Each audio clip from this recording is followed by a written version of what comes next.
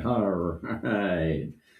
Hey, that was our fearless leader, Dave Weinbaum. He's not here today, um, and he was reaching really deep down and finally found me available to guest host today on the show. So we're going to do some stuff kind of like what we did last time. We're going to try to pick a little bit of a central theme to get our guests to talk on. And then, of course, we'll get out into the weeds on everything like we normally do. So um, today we're going to be kind of focusing on where we're at today as far as COVID is concerned.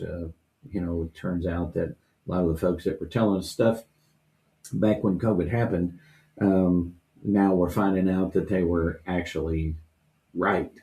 It wasn't conspiracy theory after all, and it wasn't misinformation and vax denying and all of the other stuff that was said about folks who were trying to put a little common sense into our response to COVID vaccine. So, JP, who do we have up first today? Well, so we're going to have, make sure I got my microphone on here. We're going to have JJ Bradshaw coming on here in just a little while. Our camera was trying to be difficult here. So yeah, we're going to have JJ Bradshaw, and then we're going to have Chris Adamo following him after that. And then one of your buddies, Missouri State Rep Tara Peters, be in the house, talk about some stuff with state issues with Missouri, and also Tom Haviland, who's going to be all over this with the this whole situation with the COVID vaccines. He's been all over this from day one. Yeah. And so he's going to be talking about that, his findings, and he's starting to gain traction now. People are actually starting to finally listen to him. It's going to be really interesting. Yeah, I'm excited to hear from him on this issue. So, yeah, I can't wait to get to that one. And also on JJ, he get us an update on some stuff. He's always good about giving us a justice report.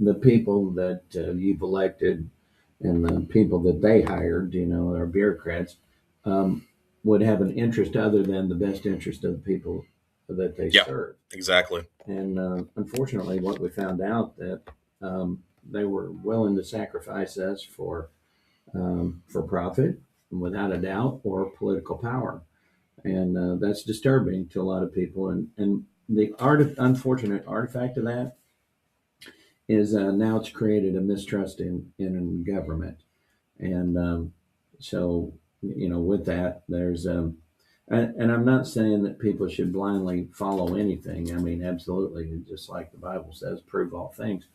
But unfortunately, that reaches so far down that people feel like they can't even trust their local government or their state government. And I'm not saying that they don't have good reason to be suspicious, but folks are getting their information from so many different sources that are unverified. And I'm going to even include our what I call the lamestream press. And I didn't coin that phrase. It was I think it was Lou Dobbs maybe who coined that phrase.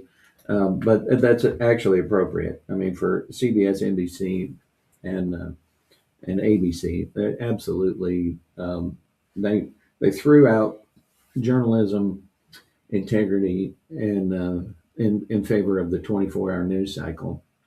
So in the old days, whenever they would verify sources from at least two different places, unconnected, they just went with whatever rumor and speculation that there might have been out there, and because they felt like they were in competition with the folks in that 24-hour news cycle. Well, then the press became untrustworthy, and folks started reaching for other sources, And unfortunately, the sources that a lot of folks rely on are simply just echo chambers of what it is that they already believe, and that can be bad.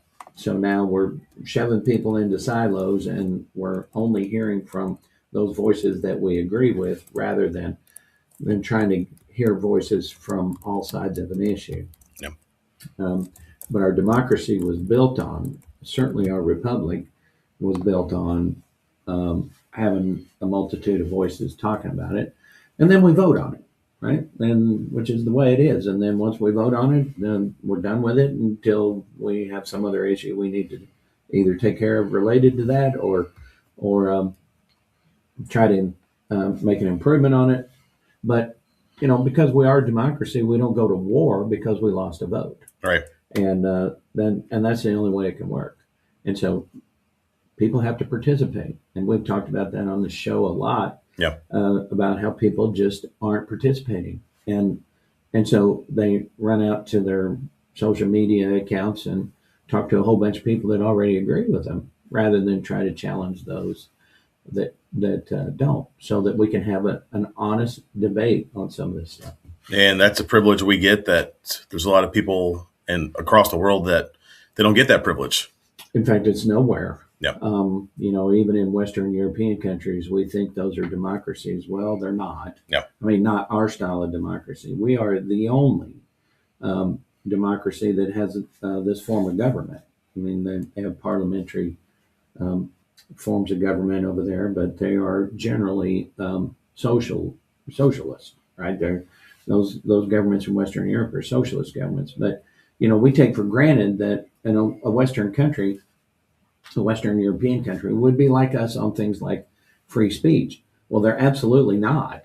The government over there can pass a law that can classify whatever it is you say as hate speech or whatever, and they can throw you in jail for that. In the United States, at least up till now, they can't. I mean, it has been tried a couple of times here recently, but to show you how fragile our Constitution really is, our form of government, the only thing that strengthens it is if we participate, all of us citizens. Now we have JJ Bradshaw online. JJ, I want to let you know we are having some audio issues, so hopefully you can still hear us okay, but we're going to push through this. I'm going to keep working on the back end, try to get it fixed, but welcome to the show this morning. Well, can you hear me? We can, yep. All right, I can hear you, and that's the basis of this thing. That's right. You mentioned trust in government. Let me go back a few decades. I'm a Vietnam veteran, Mobile Riverine Force, and River Rat. Yes, Richard Milhouse Nixon came on network television and said, "We are not now, nor have we ever been in Cambodia." Well, I'm here to tell you, I can read a navigation chart. I could read one fairly well back then. And frankly, our boat has been well into Cambodia, delivering troops and material. That was the first moment that, in my feeble mind, I realized that it was possible to not trust my government. And I haven't trusted my government since. Now, Ronald Reagan, I trusted some. He was one of us. But frankly, the whole procession of bozos that have come since then, got not much trust for them. They lie. Well, they were professional liars. They were former senators or former governors and what have you, right? And well, we won't lambast you as a result of this, but I have a serious skepticism about government. And you mentioned COVID. I didn't walk in here prepared to talk about that, but I do have a little knowledge about that, and I'll vent my thoughts. Go ahead. When Fauci and his minions got on network television and espoused the vaccine as the only way to stop what would be a pandemic of COVID, I was a little skeptical. Number one, I'd never heard of this clown. Number two, the government ginned this thing together in record time. Yeah. And government doesn't do very much well, and they do nothing well in a hurry. Oh, yeah. The exception to that is the military. Now, they plan ahead. The military has their plans laid in place decades ahead. But the clowns from the CDC and Fauci, no, didn't trust them then, don't trust them now. Well, I volunteered at the hospital, and the hospital required a COVID vaccine, in fact, 2 shots. And I was faced with the untenable task of choosing whether to continue to volunteer or take the jab. I took the jab. My family doctor also took the jab, so he was a true believer in vaccinations. He has since become a skeptic. Now, Fauci and that cabal, in my opinion, should be indicted, should be prosecuted.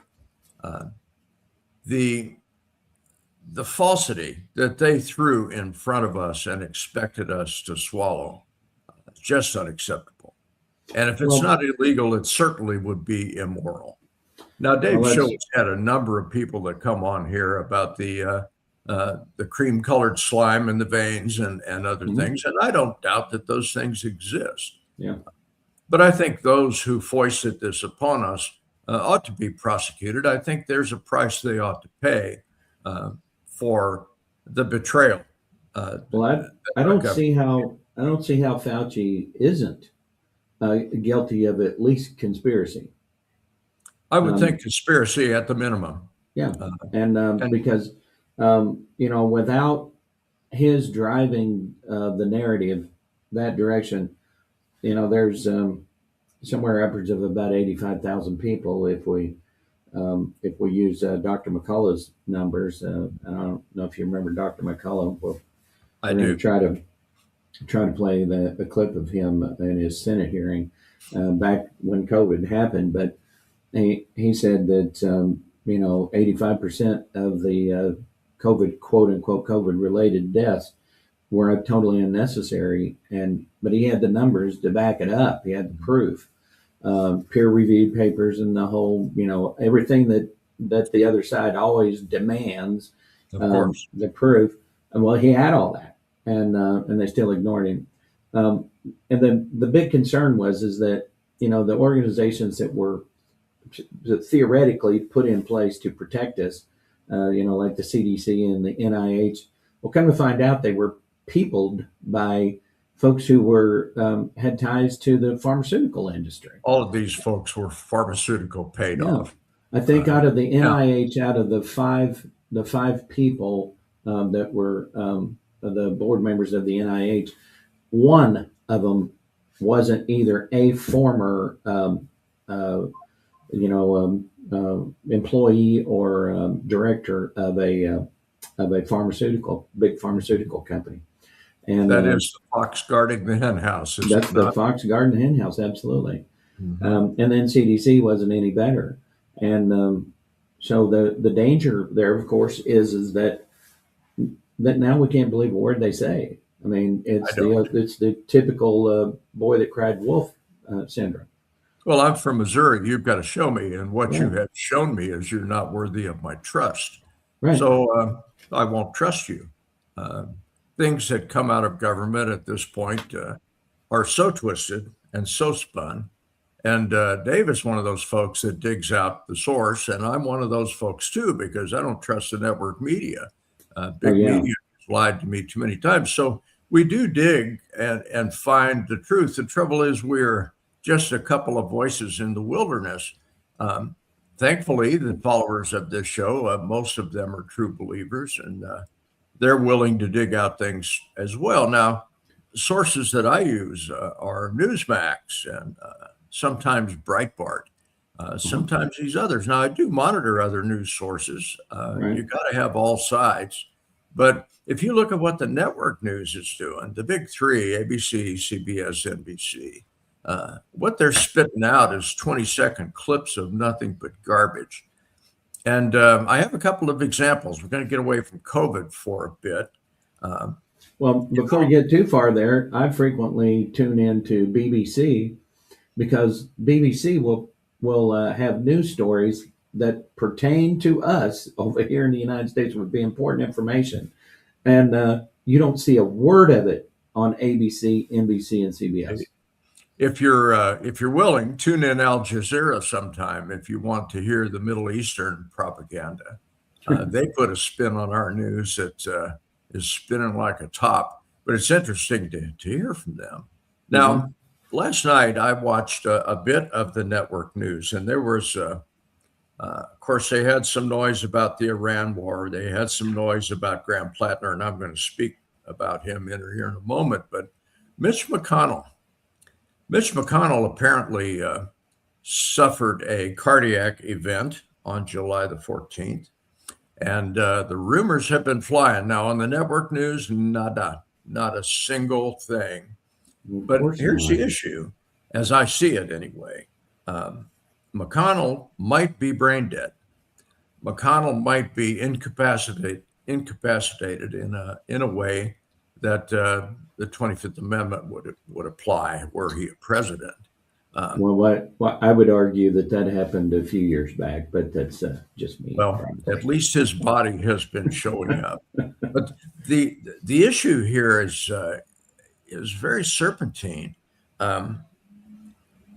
What happens is this: Governor Beshear, who is a Democrat in Kentucky, if McConnell ends up being declared in some fashion not able to perform his duties, right? Years ago, the governor would be able to appoint anyone he wanted to fill that slot temporarily. Okay. Still that way here in Missouri. Okay. Kentucky changed the rules in 2024.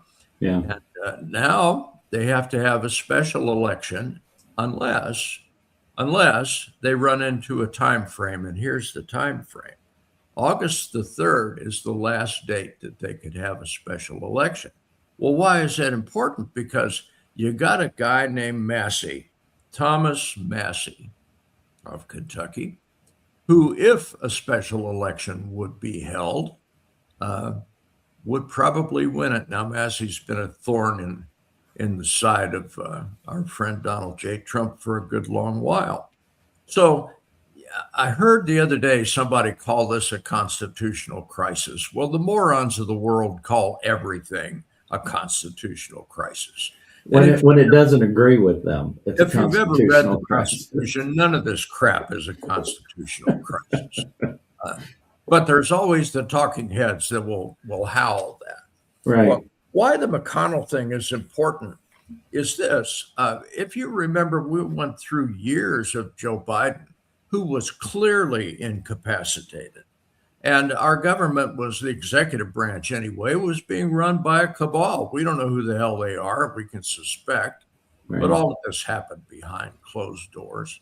Well, couldn't Massey be the same thing? And why wasn't the amendment invoked by the Congress, by his cabinet, to remove him from office and have the vice president step in? That's what that little piece of Constitution was about. Well, yeah. Look at the folks that surrounded him in his cabinet, all hardcore Obama Democrats.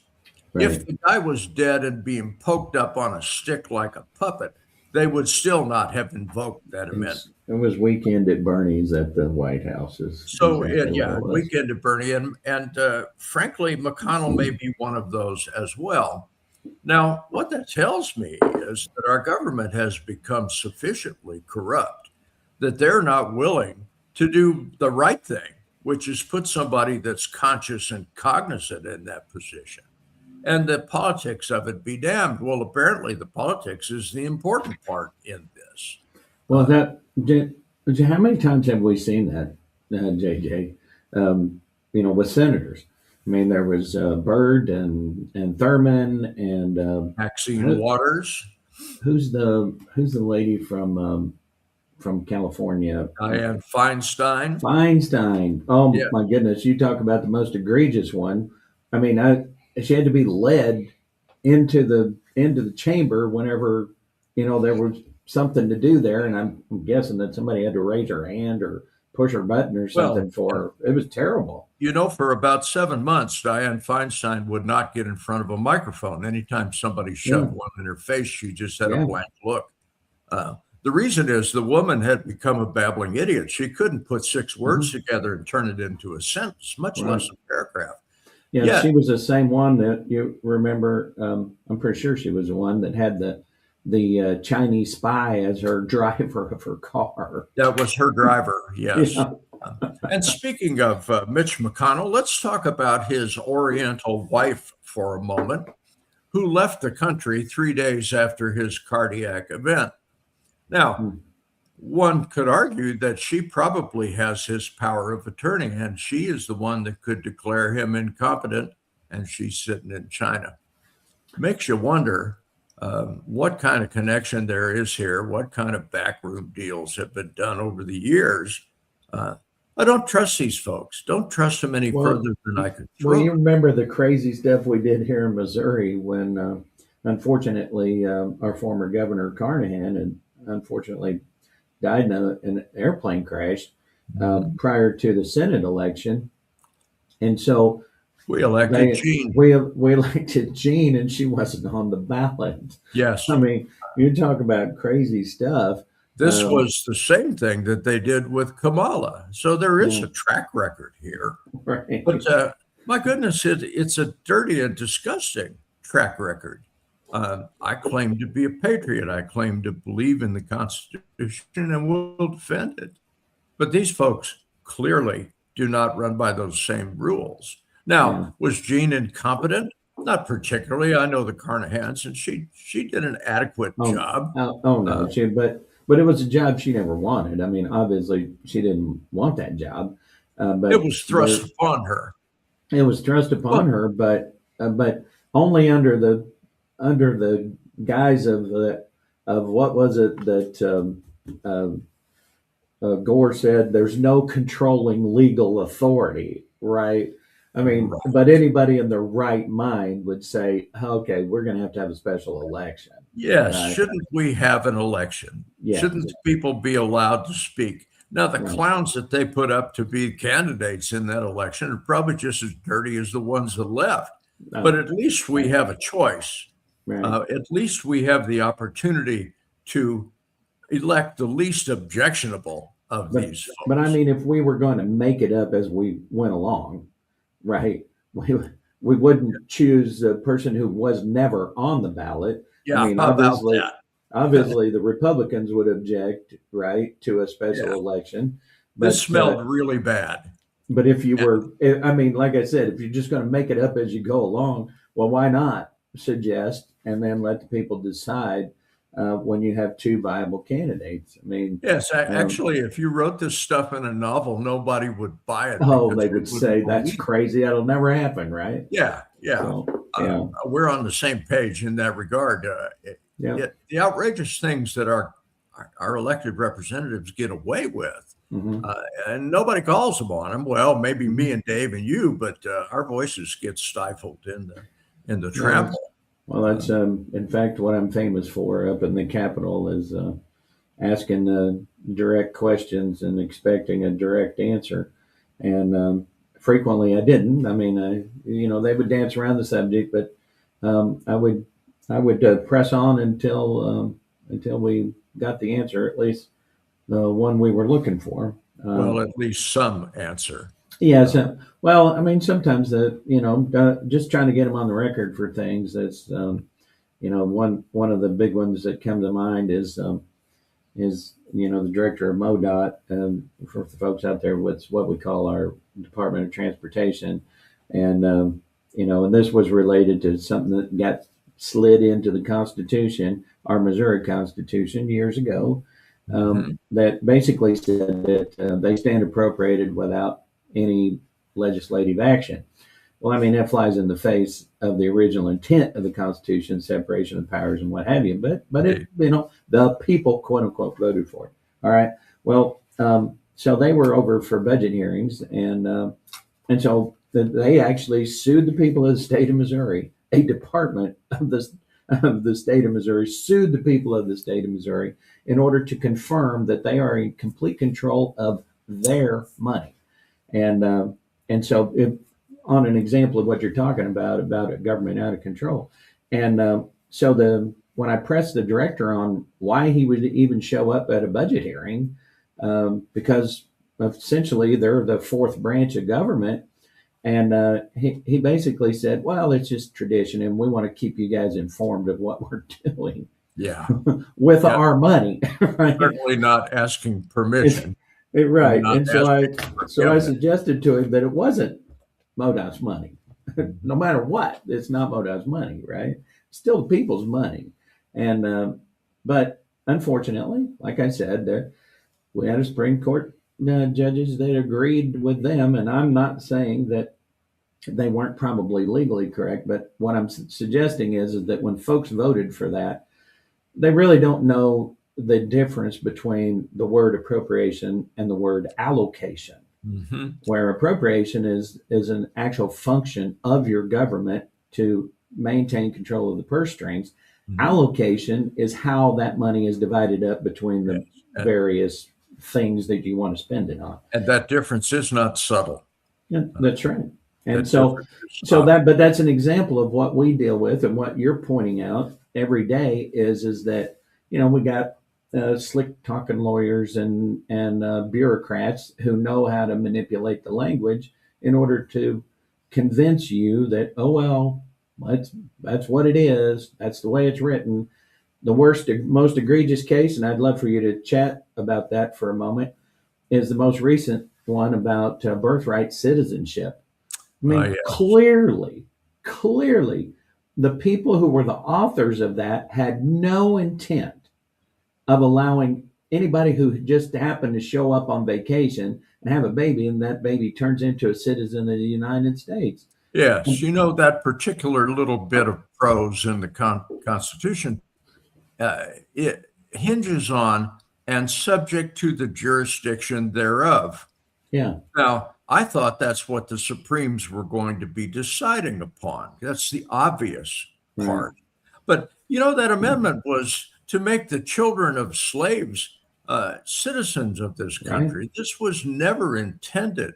I'm sure that the founders never had a clue that this could be misused in this fashion.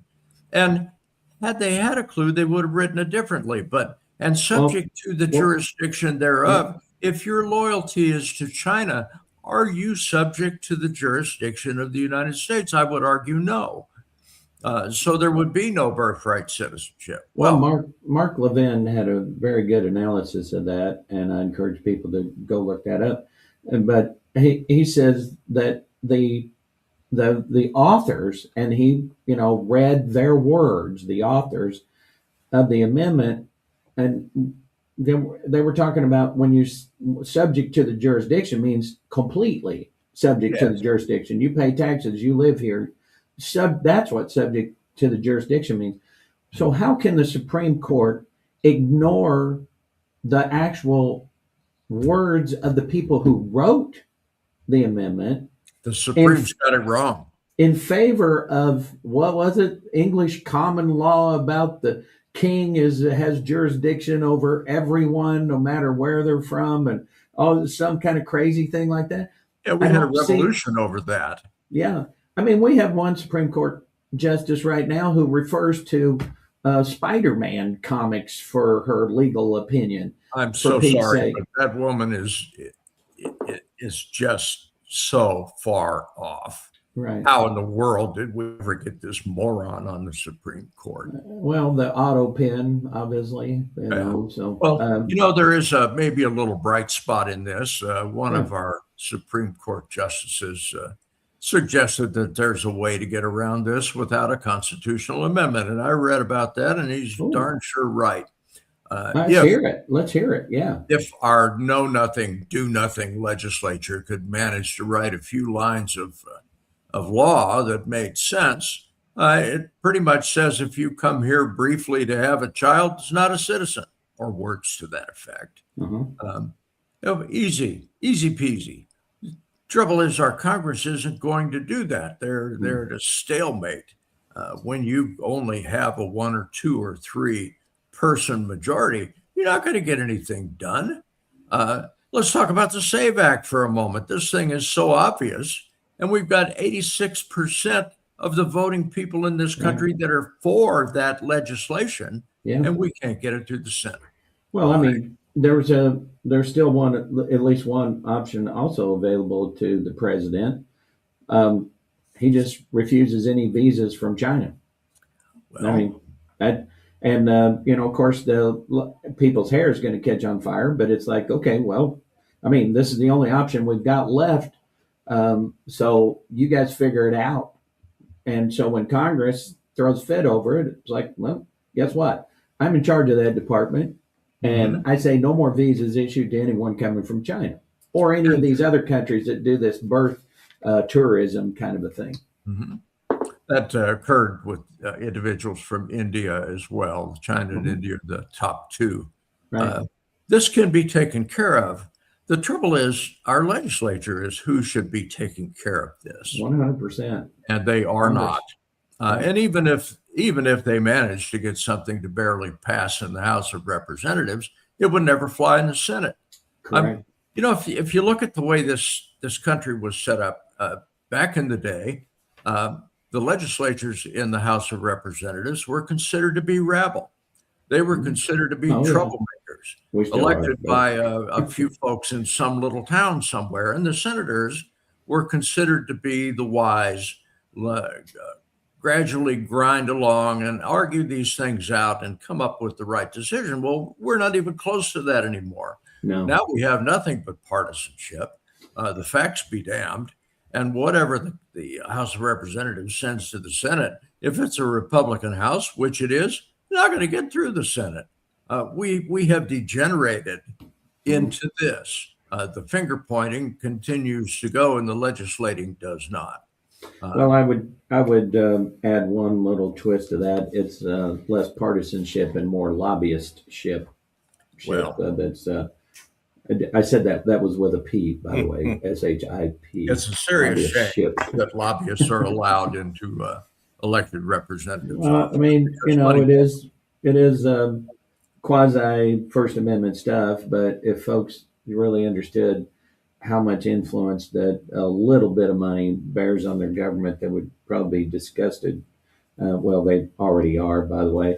But the worst thing that ever happened to our Constitution, as best as I can tell, because it caused all of these problems, or a lot of these problems going downstream, was the 17th Amendment, where we changed to popularly elected senators. Yes. And you think about it now today, if the Senate was elected the way it was intended to be with the original Constitution, then a lot of our troubles that we're having right now would not exist. Yes. Now that I understand that people have a tendency to say, "Oh no, I need to have my voice on that." Well, you would have your voice on that through your legislature, and who's closer to the fire, right? I'd much rather have a legislator making that decision, because it's someone I can reach out and touch. I can go to Jeff City and I can go talk to my legislator and complain about his choice or her choice for senator. But that senator, once he gets to Washington, D.C., that's 6 years, right, of untouchableness. Absolutely. And so we've seen the result of that. I mean, we're $38 trillion in debt because of that decision. Let me give you a bit of theory that Dave and I have talked about for decades. Yeah. And he finally agreed that I was right about this. It doesn't happen very often. But local elections, your local election, your kids go to school with their kids. You go to the same church. You get to the county size. Yeah, you might know those folks some. You get to the state, you're less connected to those elected representatives. And by the time you get to the federal government, you're not connected to them at all. Now, I call the Capitol switchboard. I write letters. I send emails. I'm one of those noisy people that won't go away. But my voice is one in millions at the federal level, and it never gets heard. What happens is a staffer takes the phone call. He checks a box on a spreadsheet. Okay, this guy's a right-wing nut. Let's check that column. And ultimately, the legislator, he doesn't see any of that stuff. What he does see is lobbyists in his office every day. He does see the fancy dinners and the other perks And an individual like me can't provide that, but the Mhm. lobbyists certainly do.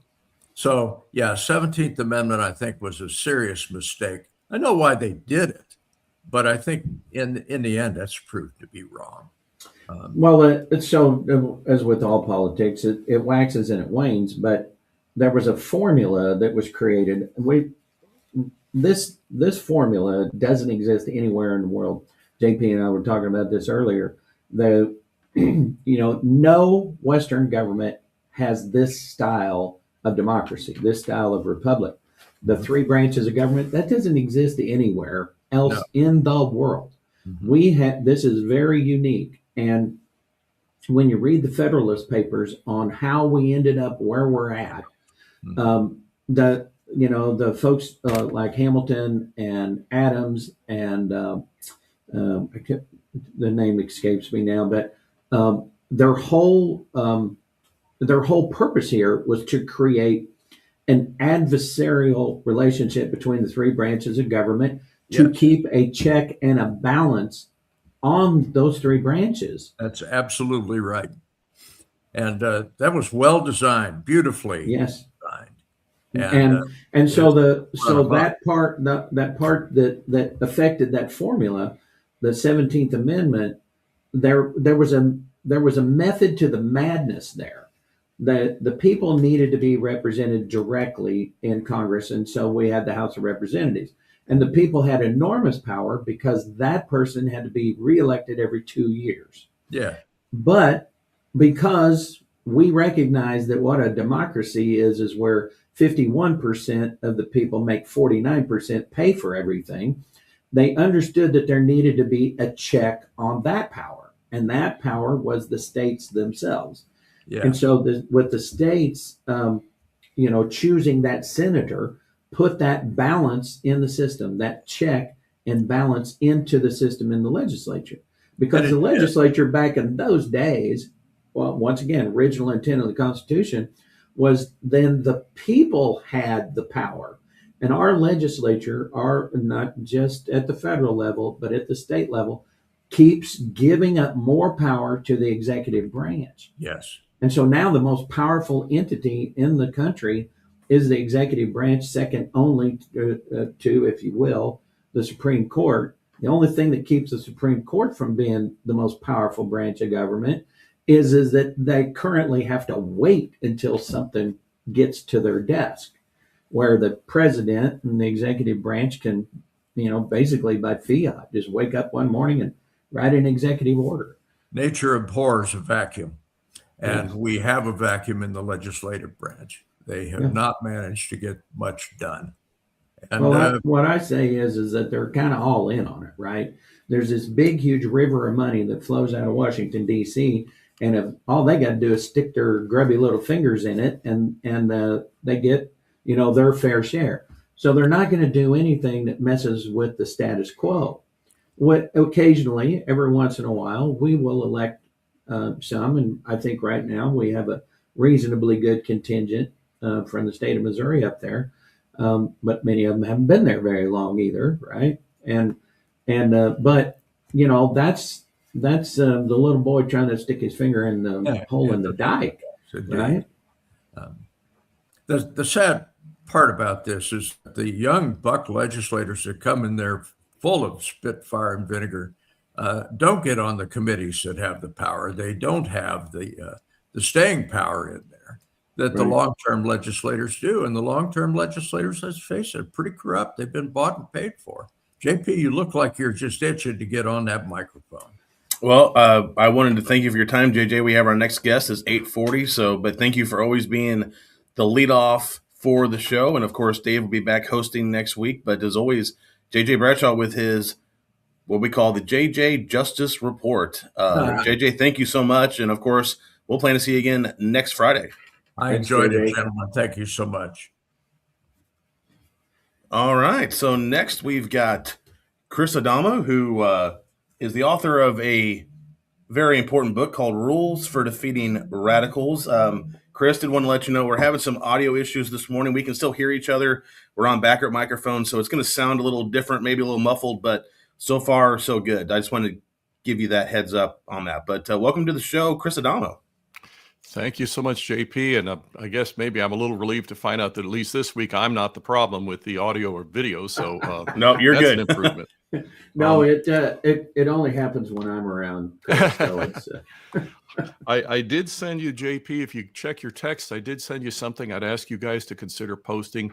Last week, the pastor of Grace Calvary Chapel in St. Joseph, Missouri, gave just an outstanding discussion of America's 250th birthday, the role of Christians in modern society, as you know, as we're told we're supposed to just sit inside the walls of our churches. And he explained our real responsibility as Christians, and he gave the most outstanding explanation of the attacks on they accuse us of Christian nationalism. He dealt with that just fantastically, and I'm trying to get people to watch this. It really needs to go nationwide because we let them put us on defense with things like this, and what we need is the right answers. We can explain the real facts, and so if you guys would consider looking into that, it's on your text messages there, JP. And, okay, we'll look into that and look to get that posted. Yeah, great. Well, that's that. Of course, what we've been talking about, Chris, is of course COVID and basically the response to COVID, a lot of it, but which dovetails right in what you're talking about, right in with conversation that we had earlier, which this all kind of fits together, right? You're on your book, which is a play on the words of the book that we're all familiar with, also called Rules for Radicals, right? And about how things get distorted and how you can use that to your benefit is in a political situation. And the old joke, and I can't remember the exact words, but it basically goes like this: is that just tell a story about your opponent. It doesn't even have to be true. Then your opponent spends all his time trying to defend himself over something that's not true. And guess what? That becomes the narrative, right? That is absolutely it. I'm reminded of the former Supreme Court judge that was running for Senate in Alabama. They accused him of being a child molester and with no proof, never, wasn't indicted, had one person's, comment about something that had happened 30 years before that. And so now when you ask somebody, it kind of works like this. Well, what was that guy from Alabama that was running for Senate, the child molester? Exactly. When he was never convicted of a crime of any kind. Or they create or a label. I actually Yeah. devote an entire chapter to labels. Yeah. Because what they do is in every situation. And by the way, the subtitle, since you mentioned my book, it's a play off of Alinsky. The subtitle is Countering the Alinsky Strategy in Politics and Culture. Yeah. And this is crucial. We've got to do it in both arenas, because if you only do it in one area, they're going to come in through the back door in the other. So we've got to deal with them in the culture and in the political arena. And frankly, we've been doing a lousy job of it because of the very thing you said, that we play a defensive game. They come up with the most absurd accusation, and we're supposed to disprove it or else. And just, I'm going to accuse you. You're actually a space alien. Yeah. Okay. Now, how do you disprove that? How do you, if you spend all your time trying to disprove that, well, what are the real issues that we should be talking about? Well, we can't get to that because you're a space alien.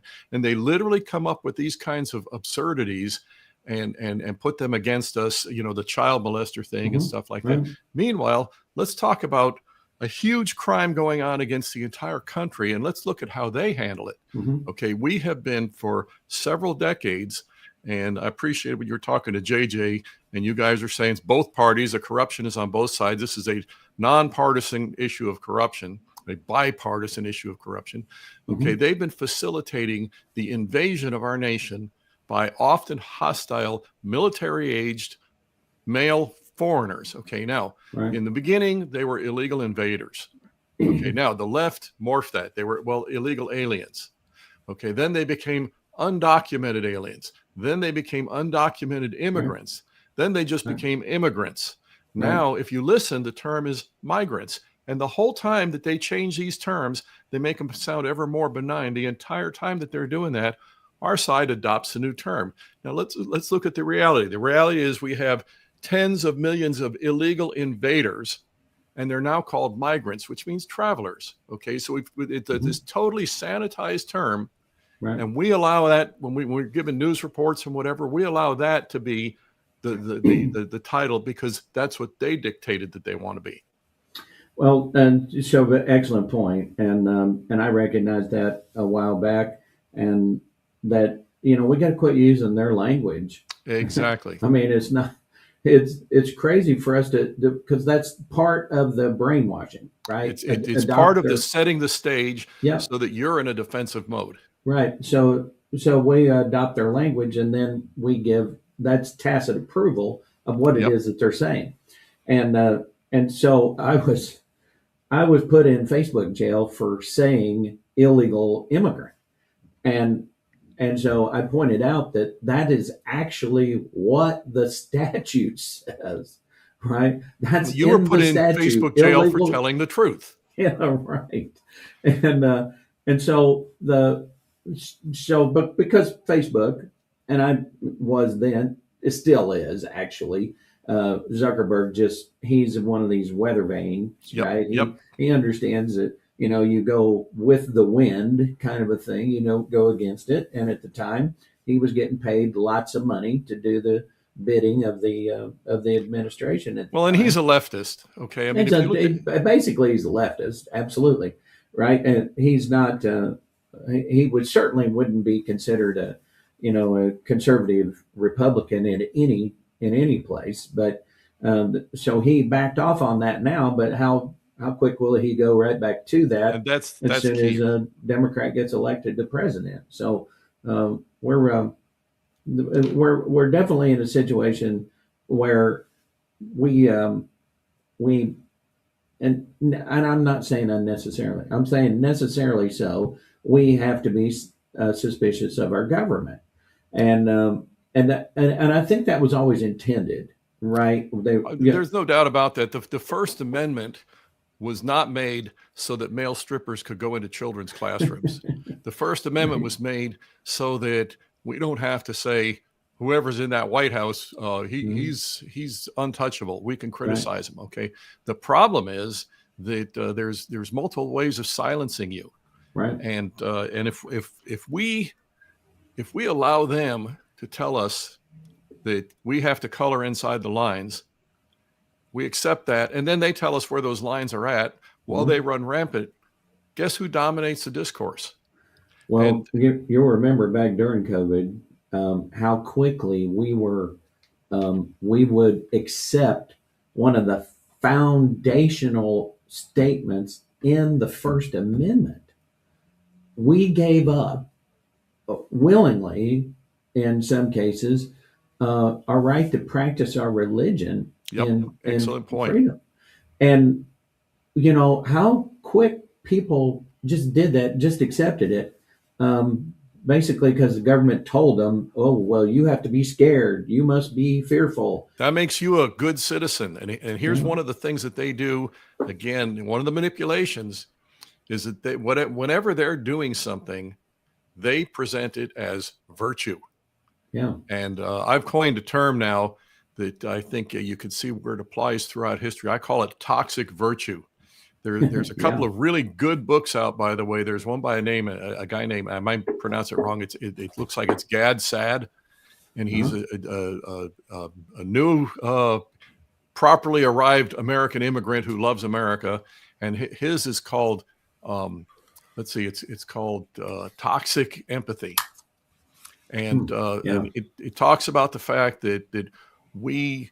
Or I might be mixing up names here. I'll have to go back and I'll double check this. But anyway, he wrote a book on the idea. Oh no, his is Suicidal Empathy. I'm sorry, I got that right. Suicidal Empathy, and excellent book. And he's talking about the fact that you try to be compassionate with a murderer, and all that's going to happen is somebody's going to get killed.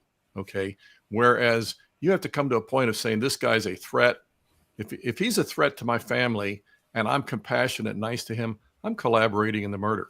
Okay. So So I actually like your term toxic empathy. I mean, That's Gad Saad who said that. That's his book. Okay. yeah. So that toxic empathy, I Oh mean, no. that applies to exactly what we're talking about when we talk about Medicaid. Now, so there certainly was a need for Medicaid back when it was first created. It was, age blinded disabled people couldn't get health insurance. There was just it was too expensive, even if it was available. And so Medicaid ostensibly was created to fill that gap. Well, then we extended that in every direction you can think of to now we have what's called Medicaid expansion. What Medicaid expansion is Medicaid for able-bodied people. So to In give you other one, words, socialized medicine. socialized medicine. Yeah. But It's just a backdoor approach. so what we have now in Missouri is 368,000 mostly young people on Medicaid expansion. Now, I don't know where it is everywhere else, but I can walk down the street here in the local town of Rolla and I'm finding help wanted signs everywhere.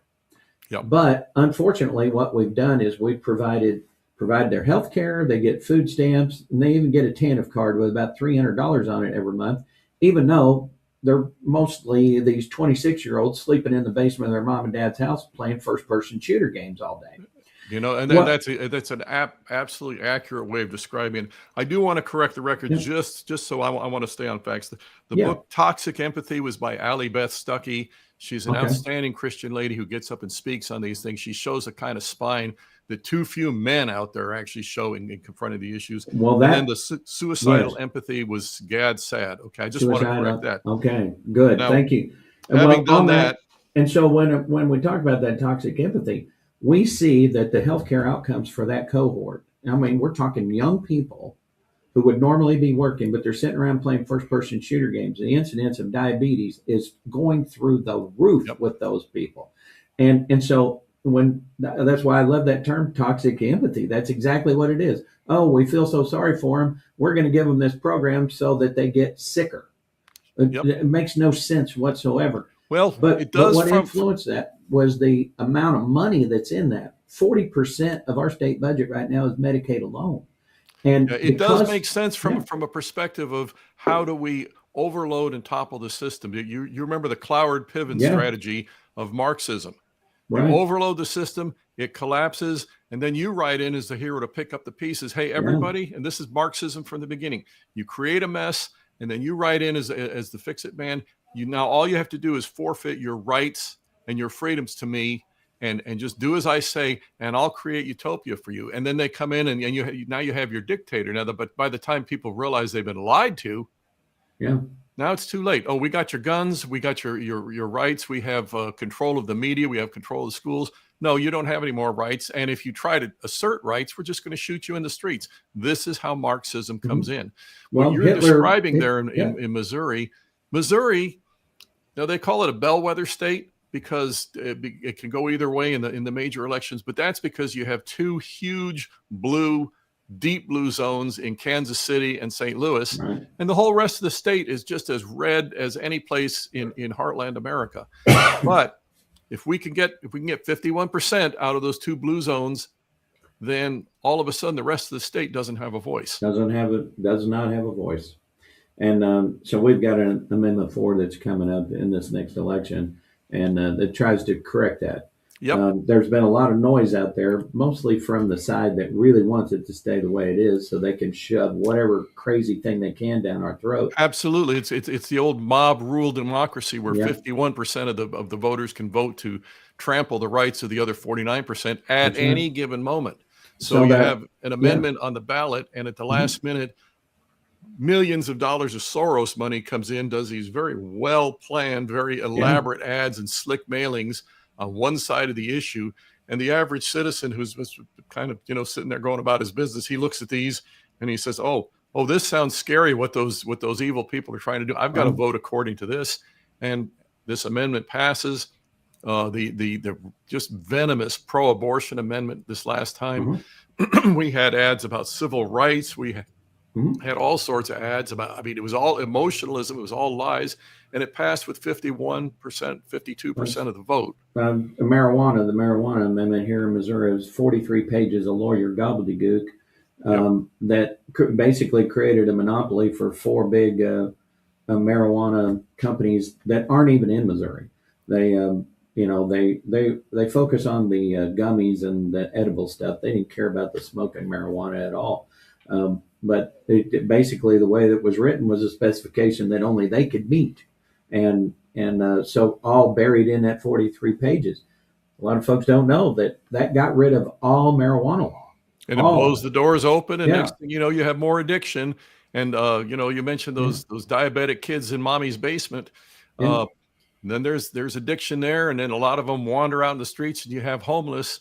And again, how do we feel about the homeless? Well, we feel compassion. I don't want to see somebody living on the street, Right. but you don't fix a spiritual problem with material assets thrown at them. So, where your earlier point on the elections and voting, 22% of the electorate hung that millstone around our neck, and the voter turnout was atrocious in the rural areas. The urban areas you were talking about, 70% voter turnout to go vote for that thing, and my home county only had a 38% voter turnout in that election. And that, I'll tell you something, that is really it's a real sad statement, but it's also there is the silver lining if we will ever seize it. Yeah. And I go back to my Alinsky strategy, my book on countering the Alinsky strategy, is the fact that the Alinsky strategy only works when we allow it. Thank you, JP. Yeah. and if we would just grasp this one fact, that they only get away with this stuff. Now it'll hit a turning point where they've taken your guns, they've silenced you, and now they're in total control. You see that in North Korea and China. They will push it to that point. You see Mamdani trying to push it that way in every sense in New York. But at our current juncture right now, we could turn this completely around. I'm talking to my fellow Christians out there. Yeah. If we stand up in every Bible study, in every church, we stand up and say, it's up to us to stop this onslaught against our children. Right. It's up to us to show up, as you just said, is to show up at the voting booth and actually vote for the right person, or vote against or for these amendments as they come out based on what they're really about. Now, that also takes a certain amount of effort on my part to find out what's the truth. Because the ads, I'm going to get emotionalism. Okay. If we, the people, I can go back to 2 Chronicles 7:14. God said, if my people, okay, if we, the people, will simply stand against the evil and stand for what's right, including learning the issues and going to the voting, to the ballot box to take a stand on these things, we're still in a place where we can massively turn these things around. Oh, yeah. So all political advertising isn't about trying to convince you to vote for me. It's about convincing you that your guy doesn't have a chance, or your issue doesn't have a chance, so there's no sense in you showing up. And it works. It works. And so people tell me all the time, well, I don't go vote because my vote doesn't matter. And I say, you know how I know for sure your vote doesn't matter? Is when you don't vote.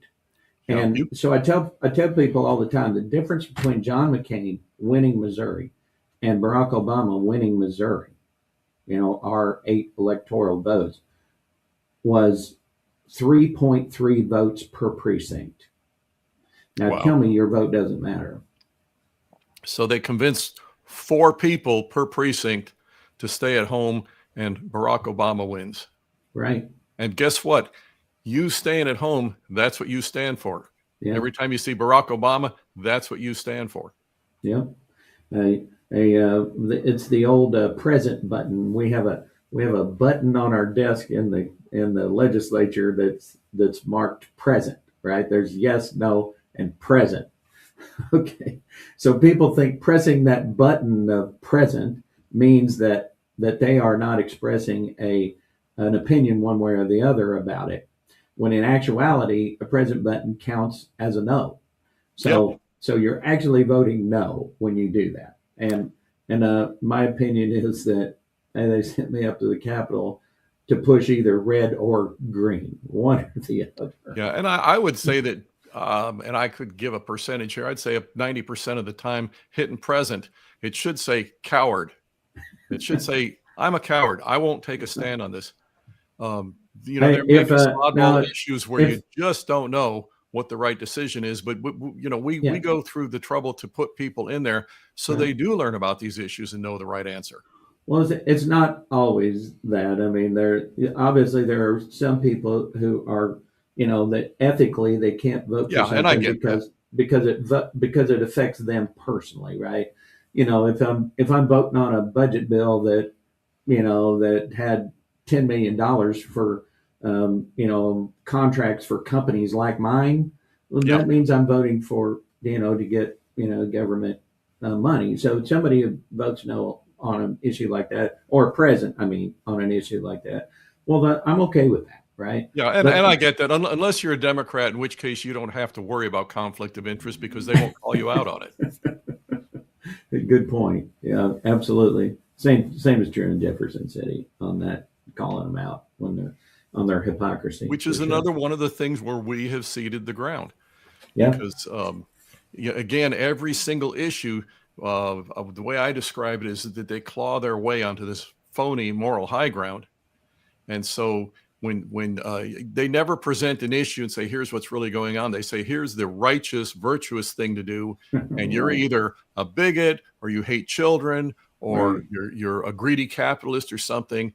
And again, this stuff only works when we allow it, because Right. when you confront it, you confront the actual issues and bring them back down to what the real basics of the case are about. It is very cut and dry, overwhelmingly. The open Mhm. borders. Should we allow illegal invaders in? No. The Supreme Court just passed this atrocious birthright citizenship thing a few weeks ago, which, by the way, Trump is looking to revisit that because it's such an abomination to the Constitution. Yeah. If Japanese pilots, while they're bombing Pearl Harbor, if they dropped off a pregnant woman on the shores of Oahu, then yeah, the baby makes her an American citizen or something. I mean, Mhm. Yeah. it's idiocy, but. And I go back to what you just said, a lot of corruption, a lot of people being bought off, including the United States Supreme Court. They're agenda driven. So, if we bring the issues back to their reality, which is, should we allow foreign invaders to come into our country and destroy us just because some of them are procreating while they're at it? The answer is no. Okay. So I call it, John Roberts is one of those umpires that does the makeup call, right? He made a bad call in one area, so he makes up for it by making another bad call somewhere else to in his mind, even it out. Well, umpires and referees, that defeats their entire purpose because they're affecting the outcome. Yep. And we always say all the time. I coached travel softball for years, and in high school fast pitch softball, and we all have to play with the same umpires, and so just make the call the same way. If you make a bad that's call, their job. Don't try to make it up later on. It seems to be his problem. He wants to be a people pleaser, and that's I not think his it's function. actually much, much worse than that, much more insidious than Yeah. that, because from the day that he invented Obamacare Yeah. as a constitutional right, it was obvious that somebody had gotten him. He had a really good record of saying, is it constitutional? Yes or no. All of a sudden on that day, he completely flipped. He did it in a situation that fundamentally changed. Remember Obama fundamentally changing America? He fundamentally changed the concept of government provided benefits, with all of a sudden we have nationalized health care, which has been a dumpster fire ever since, including what you're describing for the young people in Missouri. He was the pivotal point on that flipped it in the favor of the socialists. Now, so you remember, of course, what that turned on was whether or not it was a tax, and so if it was a tax, then that was strictly in the purview of not a direct tax um, under the legislature. But because of the way the language said, the language said this is not a tax, right, for that exact purpose. And so what he did was he rewrote the legislation. Now we can refer back to other cases unrelated to that, where the Supreme Court said, "Look, you got the language wrong. We're going to tell the legislature to go change the language." But he bypassed that step because he knew that if it went back to now a Republican controlled legislature, it would never pass. So he had to change the language in the statute, which is clearly not the Supreme Court's job. Absolutely. So he violated precedent. He violated legal standard. He violated the everything. Constitution. Let's just say violated the Constitution 100% because it's not their job to legislate. And so he did this at the bidding of somebody or something, because this is, again, a total abandonment of what he had been. But from that point forward, at crucial moments, John Roberts can always be counted on to do the bidding of the left. Now, at the time, I'm going to tell you, and this sounds like it's getting off into conspiracy theory, but something happened. And at the time, I figured, well, they must have come into his office and said, "Look, we have these records of you looking at kiddie porn. Okay. And we're going to show these to the public unless you vote the way we want you to from now on." And again, that's conjecture on my part, but it was something along those lines that from that point forward, the left owned him. And at some crucial junctures, it's like, well, he might try and sound like he's not so extreme sitting the fence, but when push comes to shove, and it's a matter of advancing the leftist agenda or shutting it down, he sides with the left. And this last decision, which any ninth grade civics teacher that had actually had an intent on what's the Constitution about, the 14th Amendment was about one thing. It was about granting citizenship to slaves who had been brought here, had been forced under the jurisdiction of the United States against their will, and had given birth to children. They and their children were granted citizenship. The 14th Amendment actually, if the writers of it, if they had known what it was going to get turned into, they would have sunsetted it on the day the very last slave gave birth to a child. Okay. So that's not speculation. The authors of the 14th Amendment said what you just said. Mark Levin had a very good analysis of that, and he went through the entire thing about subject to jurisdiction and all of that.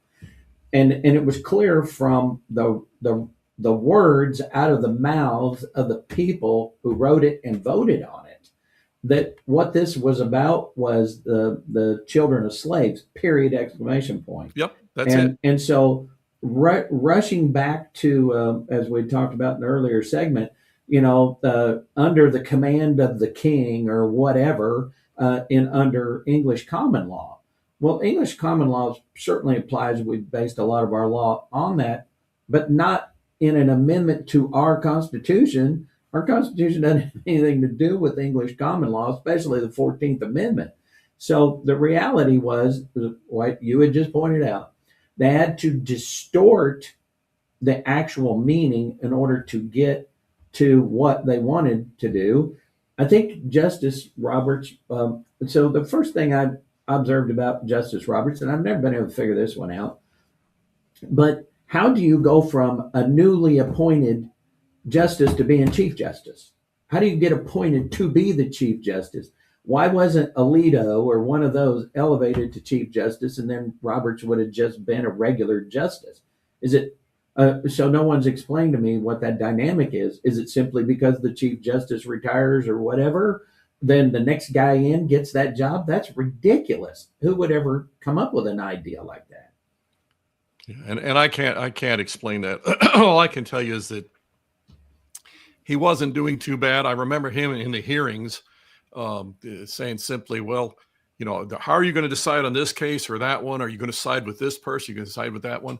And he said, look, the cold, hard fact is that it's going to come down to, is person A aligned with the Constitution or not? Because if they are, I'll stand with them. If they're not, I'm not going to stand with them. And he was very blunt about that. And that's the way he behaved until that Obamacare decision. And from that point, it totally collapsed. And again, I have no idea specifically what has gone on, but I am absolutely convinced beyond any shadow of a doubt that somebody is holding something over him, because he's supposed to be about upholding the Constitution, and he's not anymore, not in the least sense. Well, he raised justice's blindfold, right?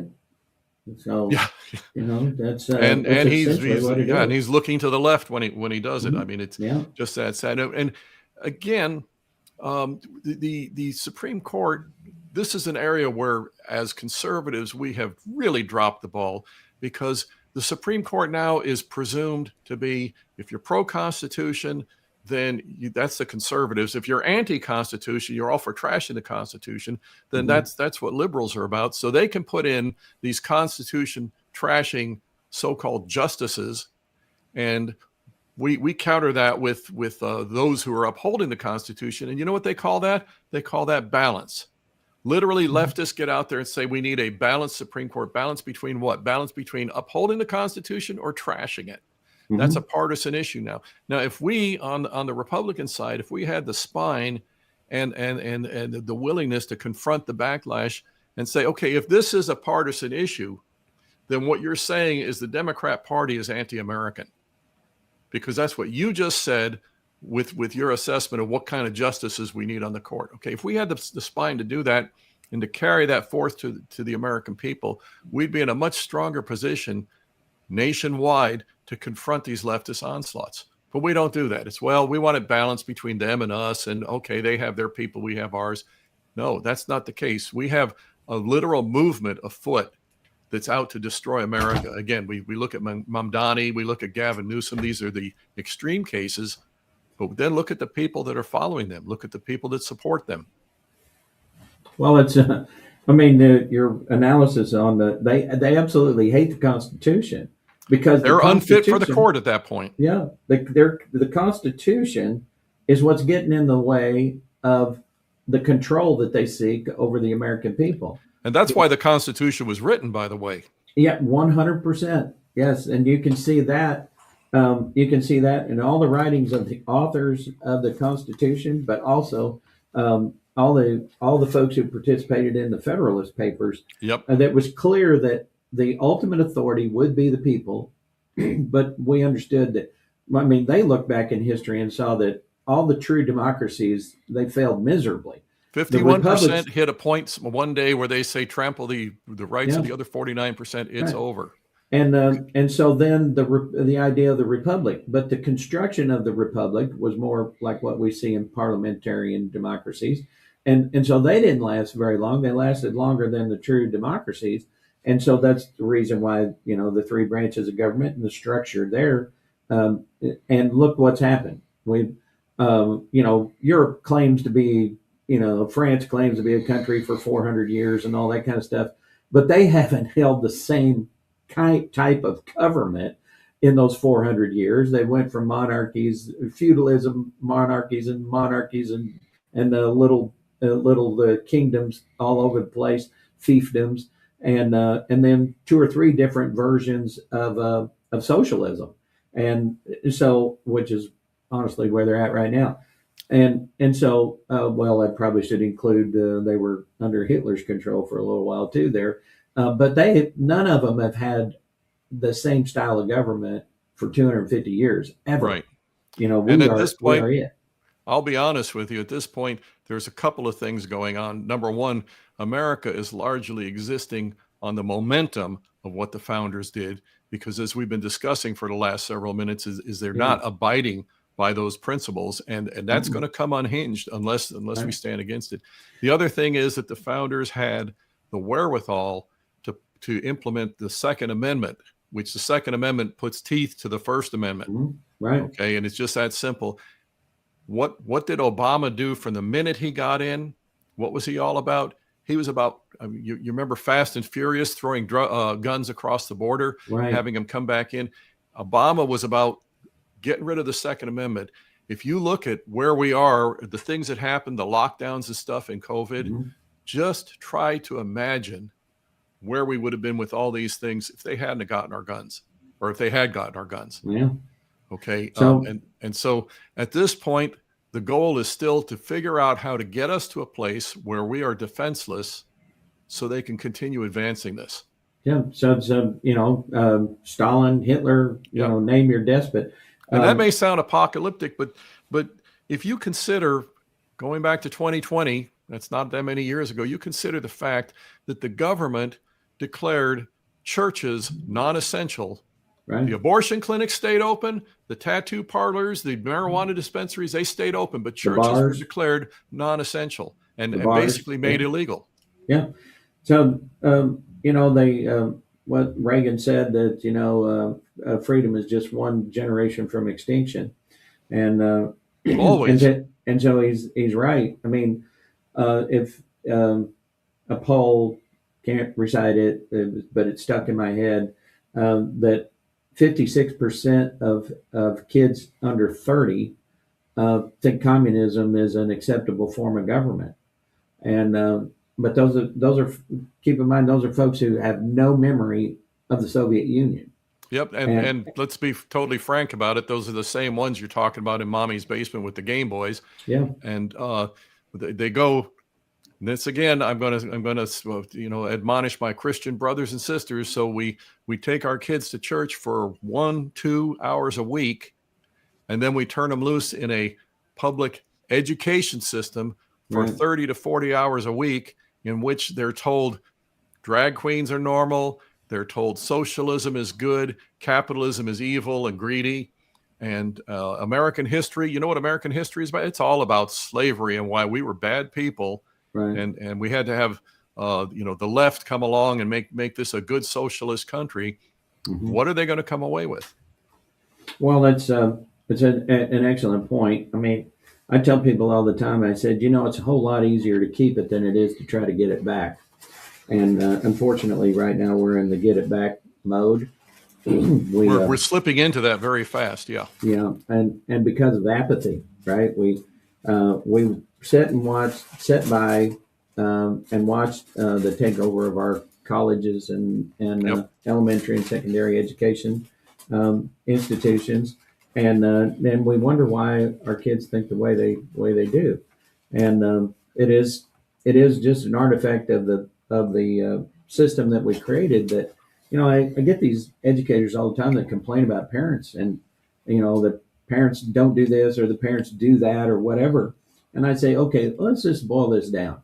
You've got them 8 hours a day, and we have them maybe 30 minutes in order to wash all that out of their heads. And then the next day you get them back for 8 hours. And I said, oh, and by the way, those same parents you're complaining about are a product of the same institution. So that is the key point. They've been taught they don't have the right to discipline their kids. They don't have the right to admonish them. That's child abuse. I want to give you one glimmer of hope and ask you to look into this real. Okay. You get some time. The goings on in the state of Wyoming. Now, I moved here from Wyoming, and I always want to point this out because the Wyoming Freedom Caucus is on the verge of turning the tables on the rhino establishment and including the education establishment. By the way, there's big money involved, so the rhinos in the education crowd are the education people. They're all on the left. They're all Democrats, but they're right in there in bed with the rhinos. Okay, right. The Wyoming Freedom Caucus is confronting this in a big way. They're looking at education accountability because there's this little scam that the education crowd pulls is they drag in drag queens, they teach them socialism, they don't teach them math, reading, writing, etc. And the test scores go down. Okay, the test scores go down. What does the education system say? We need more money. Now, if we give them more money every time they make the test scores worse, what incentive do they ever have to make it better? Yeah. There's an attitude that the schools aren't there for the sake of the children. The children are there for the sake of the schools. And again, if you get a chance, please look into what the Wyoming Freedom Caucus is doing and the hysterical backlash from the education system and the rhinos, because it's the picture of what needs to be happening. Yeah. My wife and I have always been just out in front of this with our kids, and we have made it very clear to them that since they are in public school, unfortunately, that if anybody starts talking to them about the whole LGBT, TQ type stuff, if they start talking about the drag queen, any of that kind of stuff that goes on that they know is not right, tell us immediately so that we can deal with it. And I fortunately where we live at, there's some of this stuff going on, but especially the school that my youngest son is in, he's 9, the elementary school he's in. We have a lot of parents and administrators who are not for all that stuff, and they are helping to try to fight it internally the best they can, and have pledged us they will make sure and let us know if all of a sudden they're trying to force all this stuff on them. These are real issues we're having to deal with, and I never thought it would come to this in my lifetime, but it's here as a parent now. Well, who would have ever thought we would have had to pass a law here in Missouri that boys can't play in girls' sports? Who would ever thought we would have to pass a law that never thought I'd see the day? Yeah, there was a time you can't mutilate your kids. Yep. You know, so there was a time when the first person who attempted to advocate that would have been dragged out to the end of town and dealt with. Okay. Yep. The problem is that we backed off, because as they move the goalposts, this is like our whole discussion of illegal invaders versus migrants. Is as we back off, they push forward. And, we keep trying to let's find common ground with these people. There is none. They are on the opposite side of these issues. And JP, I want to commend you for what you're doing with your kids, but let's look at another side of that scenario. And I could give you examples even back, you may not believe this, but back in the ancient past, when I was in junior high school, I could give you examples. So your kids are in that environment. They're in a hostile environment. And let's just say some teacher steps out and either, dresses in drag or brings a drag queen in. Okay. And your kids come home, tell you about it, and you confront the school. Here's what the school is going to do. The school, they are going to ostracize your kids. They're going to brand them as troublemakers. The other kids, wanting to be on the right side of the whole virtue thing, the other kids are going to start pointing fingers at them. They become the example. Now, even if your kids stand, which knowing you, JP, your kids stand, God bless you.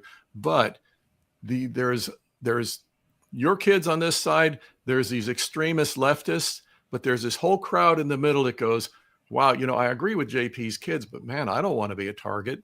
They go silent, which is pretty much what Don was talking about, the silent passive ones. They do that. Guess who wins? Yep. Yeah. No, you're right. We keep losing ground. So we had this fight with the school. I don't want to say it was a fight. I mean, it was pretty quick, actually. When the COVID vaccines came out, my wife and I were steadfast against it. Matter of fact, my wife, who is not politically driven like I am at all, and has been a registered nurse for 20 years, when Fauci and all them came out and said, hey, we got this thing called COVID, and here's what we're going to do because medical science says fight it this way. She looked at me and she said, that's not what medical science says at all. They're lying. I knew we were in trouble then. We didn't let our kids get the vaccine. We didn't get the vaccine. Even my wife being an RN, she said, there's something about it I don't trust. And so we fought that whole time. Our kids go back to school the next year. And, of course, here they come. Hey, you know what? We know your kids aren't vaccinated. Yeah, you're right. And they're not going to be. Well, then they can't be in school. I said, well, that's fine. Then we're going to go and withdraw them today. And they'll be withdrawn from the school system. Oh, well, but there is an exemption you can file where they don't have to get it. But see, that never came up until we had to go ahead. You stood your ground. Yep. Yeah. Yep. Well, what was it? Lenin said, we will not turn America into a communist country overnight, but we'll feed her spoonfuls of socialism until she wakes up one day and she's a communist country. Yeah, and that's how they always do it. That's it. I've read. My wife has read some good stuff from a young lady at the time in communist China who was totally Maoist until her Maoist husband ended up in jail. By then, it's too late. He's like, her eyes are open. This is not utopia. And by then, what's she going to do about it? The only thing she could do is flee. Yeah. Hey, Chris. State Representative Tara J. Peters. I've always wondered what that J stood for. It depends on who you're asking. Has just walked in and has joined us here. So we've got Chris Adamo and with us right now, and we've been talking a lot about the situation with flash his book up one more time there. Yeah, I wanted to go and promote Chris's book for him. And also, Chris, let everybody know where they can get a copy. And also, if you're back to writing, where they can find some of your writing or what you're doing right now currently. Right now, I've been kind of just raising Cain online. But yeah, there's my book, Rules for Defeating Radicals, Countering the Alinsky Strategy in Politics and Culture. And Don and Tara, I'd ask you guys if you would consider telling, spreading this around the real Republicans in the legislature. Yeah. Yeah, Tara, I was saying if you would consider spreading this around the real Republicans in the legislature, because too many, even in positions like that, too many try to fight a defensive fight, which is exactly where the opposition maneuvers us, so that at that point, a defensive fight means maybe we won't lose everything. It does not mean we will win, because you have to fight an offensive fight. You have to be proactive. And yeah, I've actually had, I was explaining before about the Wyoming Freedom Caucus. I did a seminar with them back in 2023. And I've been told by the Speaker Pro Tem of the Wyoming Legislature, Jeremy Haraldson, I've been told that my book actually changed the manner in which debate was conducted on the legislative floor, because our side started recognizing how to get back to the real issues and stay on the moral high ground where we should be, rather than fighting in this defensive fight, which just means we lose. Yeah, no, that's a fact. If they keep us on our back foot all the time, then that's all we end up doing is backing up. And so it's time to plant our feet firmly and say no more. And we'll fight on our premises, not theirs.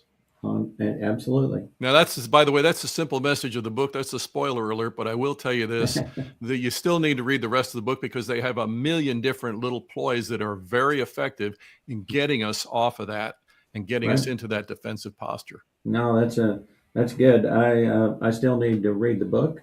And do you have a copy? I do not have a copy yet. Okay, JP, get me contact info. I'll get one for Don. Okay. Yes. And we'll do that. You're going to send me a signed copy? I will send you a signed copy. All right. And as a matter of fact, you too, Tara, if you guys promise me two things, that you'll at least start reading it, and if you see the value in it, that you'll share it. Well, I can agree to those two things. I will guarantee you that on August the 8th, I am going to be on my way down to Gulf Shores, no matter what happens on August the 4th.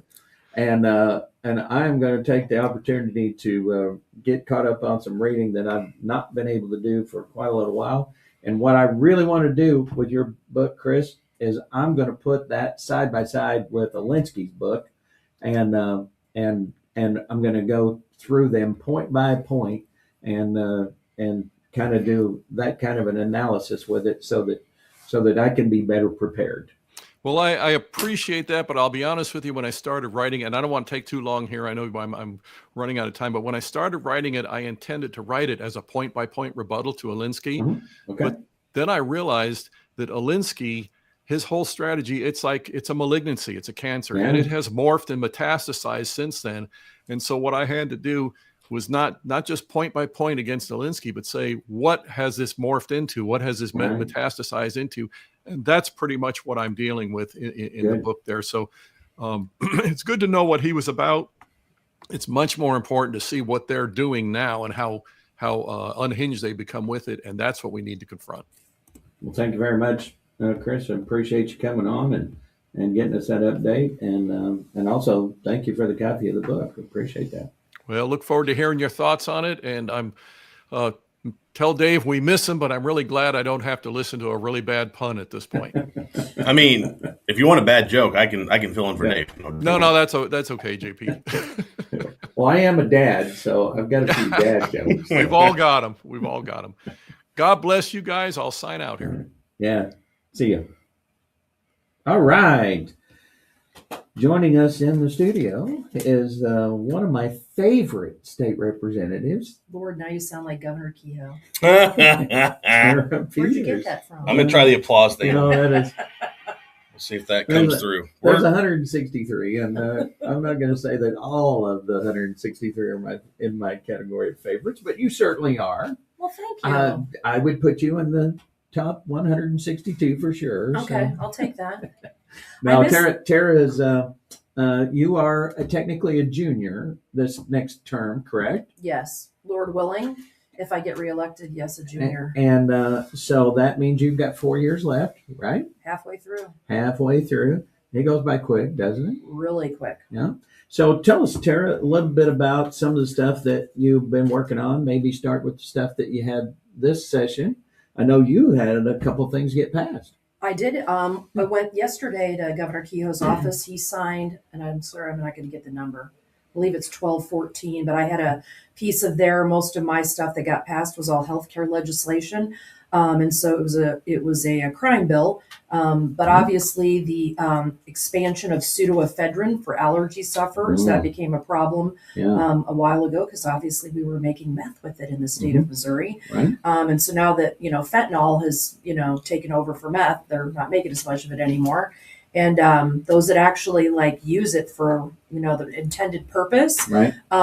if you're an allergy sufferer out there, you can go and get a bigger supply of it Mhm. when needed instead of it being restricted. So that was signed into law yesterday. So very excited about that. Well, and that's actually common through a lot of drugs that are out there. Fentanyl, for instance, has a actual medical purpose. It's if I remember correctly, it's used to knock you out, for an operation, and it's very good for that. But it is also cheap and easy to make, which unfortunately, attracts those among us who are in the recreational pharmaceutical business and do not have our best interest. Yeah, at heart. absolutely. So thank you for that. So something and I know you didn't carry the bill this year, or maybe you did. Maybe you also filed the bill on the PBM stuff. Did you carry that last term? No, I think that was Benny's bill. Okay. Yeah. All right. So John Hukin, John State Hugan Representative, and Representative Benny Cook filed something for the PBMs. And so there was a portion of it that is in on Monday. Governor Kehoe will sign the 3 additional pieces that I had. One of them is the ginormous health bill, healthcare bill, which is 2372. And there's a ton of components in there. And some of that PBM language, I believe, is in 2372. So. Okay. You also had passed previously some 340B changes. Yep. So Yeah. 340B, there's a portion of that in there. And then you should be proud because I think you were the one that punted that to me, but the dietitians finally got their legislation passed and you started that. So Right. Yeah. Go ahead and tell us about it while you're on that subject. yeah, so on Monday, Governor Kehoe will sign into law something to help our dietitians in 2 ways. One, it allows them to have a temporary license while they're waiting to take a test, which helps with continuing of care when we have our dietitians in the hospital. It's a really hard test to take and to pass. And so we've had some instances where some of the people that took that test, necessarily they were already employed, but they couldn't, they didn't pass the test. So you have to wait a time period to take the next one. This will allow them to still be employed under the supervision of a registered dietitian, but that'll allow them to have a temporary license. And there was a compact part of that as well. So it allows our dietitians to cross state lines with the license that they have, which again, if someone's in the St. Louis border there and they live in Illinois and say they went to the hospital, they'd be able to take continuum of care over the state line. So they can get a job in another state. So they can get a job. And if we are shorthanded, those folks from those states can come in. Now, does that dilute our law in any way? No. So if I remember correctly, all of those compacts, when you join a compact, you have to come up to the highest standard. At least those are the ones I'm familiar with. Was that the same with the dietitians? It you was. had to come up to the highest standard? Yeah, there was a lot of negativity towards the bill with compacts. They claimed that it was actually taking away the rights of the state, that the federal laws would supersede those of the state. And the language in the compacts, especially the dietitian one, did not take any of that away. So no, I remember some of those arguments, and they were nonsensical. It was, sovereignty of the state of Missouri. Well, I don't know how that affects the sovereignty of the state of Missouri, especially when all of those employees, we're talking about people who are working, and especially in the healthcare industry where we're shorthanded in the first place. But imagine that registered nurse, for instance. This wasn't about registered nurses; this is about dietitians. But imagine that registered nurse who's working on the Missouri side and gets offered a job on the Kansas side for more money. Yeah. can't accept the job because then they have to go through the entire licensing procedure and test and everything in Kansas.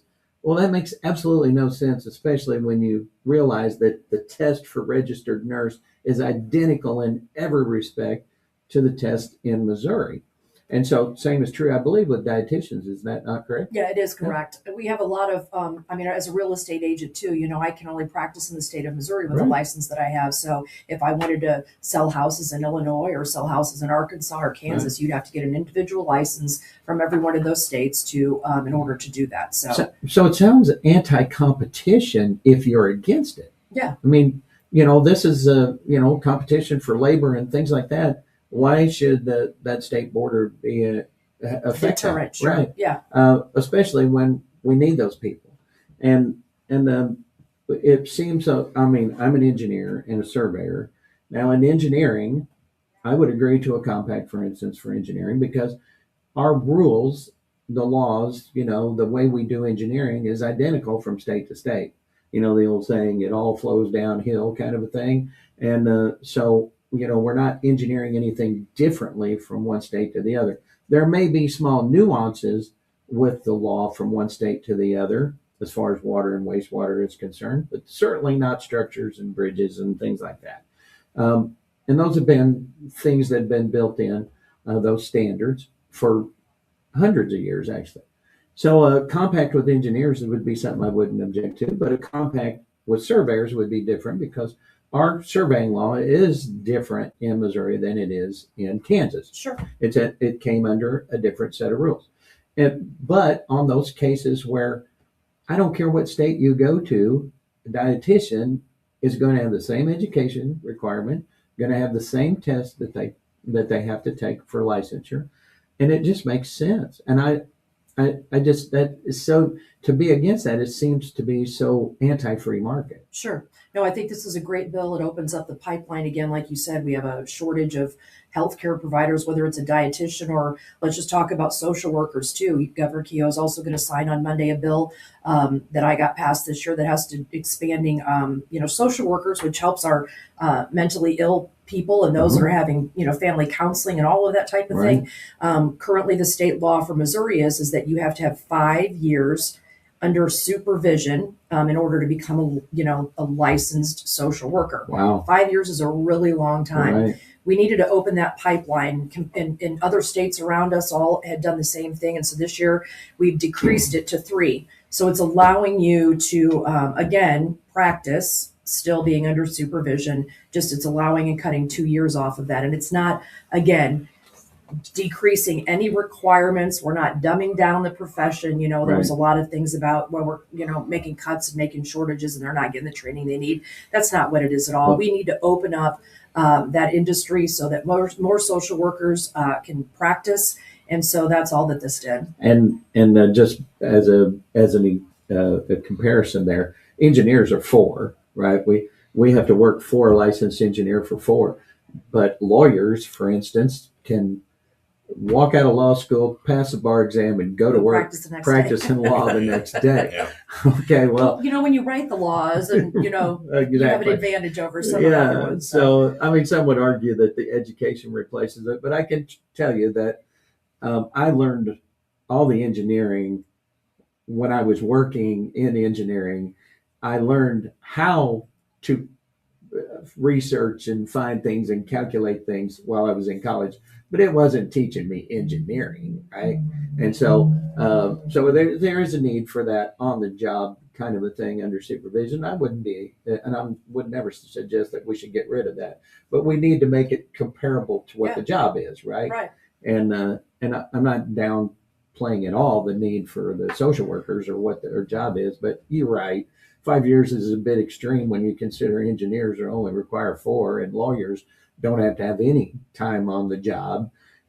So as long as their education background and they do get that clinical experience in the field, it makes perfect sense. And also at the state of Missouri, we're having trouble having social workers to do a lot of things, right? Tons of things. Our mental health crisis that's going on. Yeah. We need social workers for that. Family counseling, drug counseling. I mean, there is a huge need. And I think that just, again, opens the pipeline so that we can have more people in that industry serving more people.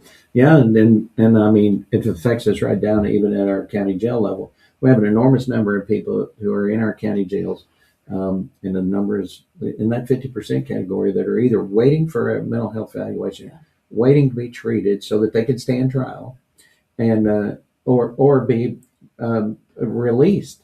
So there's about 86 people that just what I call retired out. And the only way we have a handle on these numbers is by the amount of jail per diem that we pay. The state pays the county for people who ultimately end up going into the system. But a lot of these folks are spending more time in county jail than their sentence for the crime that they committed would have yielded. So it makes absolutely no sense, but until you realize that we're shorthanded at the state, so we can't get these evaluations done, but they can't move through the justice system until they get those evaluations done and get treated. And so I don't think that's justice. That's not speedy justice for sure. And keep in mind, these folks are innocent until proven guilty. This is pretrial confinement.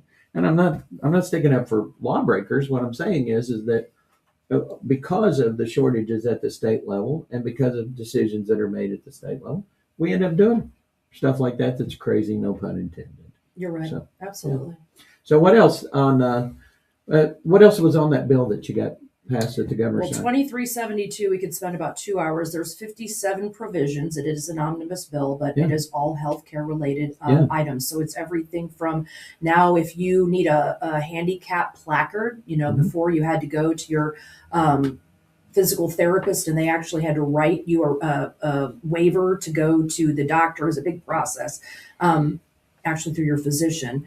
And so now if you're getting physical therapy, it allows you an easier process to get the handicap placards for your car.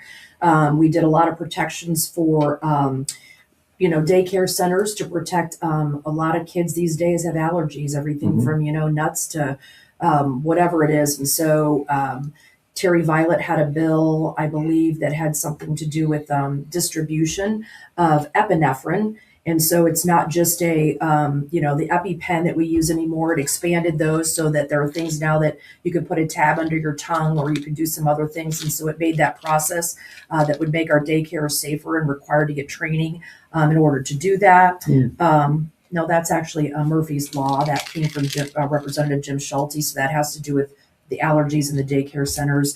There's a lot of alpha-gal, Lyme disease stuff on there. That was from Representative Matthew Overcast. And see, I like that. Yep. Yeah, because that's extremely important right now. I know I just talked to a lady knocking doors the other day. She just got diagnosed with alpha-gal. And so some of the concern from our more libertarian members were concerned that this created some kind of database to the federal government and all of that.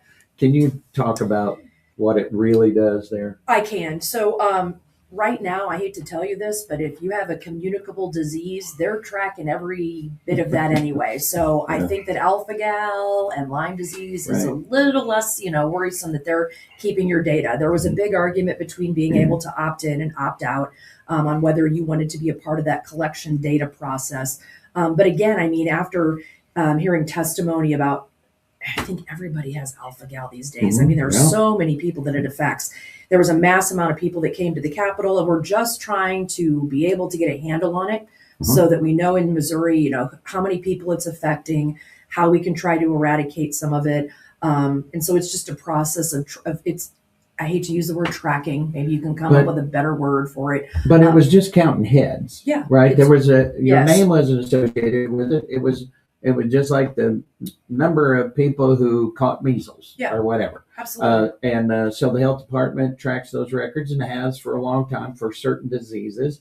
And this was just one that wasn't tracked. As you pointed out, they're already doing it. And some of those are associated with your name. But on those common, ordinary things, it was only a way for the federal government to be able to judge how much resources need to be applied to a particular thing. No one just trying to get a handle on it. Trying to get a handle on it. So we can find out details and information on it so that there can be some type of a educated plan to help with that. Well, because we know how the federal government works. Yeah. It devotes resources based on a lot of different things. Some of them we don't agree with, right? But if the only way it can recognize a problem is if it knows there's a problem. And if there's 5 people with alpha-gal in the state of Missouri, well, maybe we just worry about treating those 5 people. But if there's 500,000 people with alpha-gal, now all of a sudden we probably ought to be looking at a strategy to eradicate it. Well, there's a big difference in how much money we're going to put on that problem, depending. Yeah, right? absolutely. Yeah. So, and no one wants people to suffer with alpha-gal. Right. And if we can develop a treatment, which is still yet going to be based on the amount of exposure, right? Look how much money we spent on COVID, for Pete's sake, and which is what we're kind of the theme. I had to slide that in there. Well, and I'm going to tell you, so you don't think, I heard JP talking about, you don't think that when you had tested and your data wasn't collected, that they knew that your kid was exposed and couldn't go to school? And I mean, come on now. I mean, if you really think that, the health department did know and wasn't tracking and knowing who all that stuff, and then you're going to, alpha-gal's going to be your worry, I think that's a. But that was the concern, right? Because of that, we created that whole COVID thing, created this big mistrust in government, especially related to our health. Yes. Yeah, 100% understandable. And so I can get people's apprehension, but sooner or later, the facts have to win, right? Rather than the conspiracy theory, right? And so if you're willing to just ignore the facts that are staring you right in the face in favor of your confirmation bias research, then that's not going to make it better for those people who are suffering. Yeah. Right. And if you have it, why would you not want to be a part of that? We need to, again, how are we going to know where to treat and how to treat and how to educate unless we have, everybody talks about the data. Well, we don't have any data. Well, we need to get some of it so that we can actually. And so a lot of those folks that do those kind of complaints don't have any trouble at all giving all of their personal information to Facebook and Google and all of the others. Which you've heard me talk about this before. I cannot see a reason why Facebook needs to know my favorite color, my favorite book, or my favorite movie. And I think, as I've said many a time, I think we should have the right to go in and clean that extraneous data. Not the data that they need to provide the service to me, right? I sign an agreement to use their service. They need to know my name and my ISP number and all that, right? But they don't need to know my kids' birthdays. They don't need to know my grandkids' birthdays. But that's not what we're even talking about, right? We're not. Yeah, it's collecting, counting heads. Counting heads. Yeah. Well, so you guys are state reps. So I'm kind of, I guess, citizen 101 in the room, right? So we got an election coming up 3 weeks away, August 4th. Don, you're very involved in this, obviously. You're running for state senate.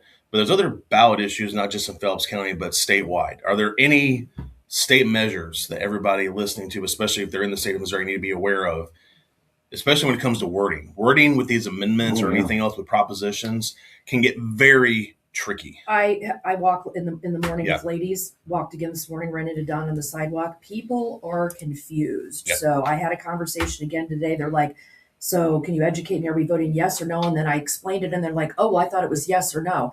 The wording is so convoluted right now that, I mean,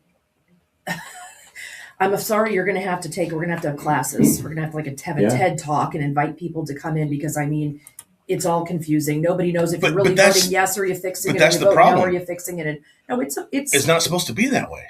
It wasn't there a measure that we're supposed to clean up the ballot language? Yeah. So what's happening with that?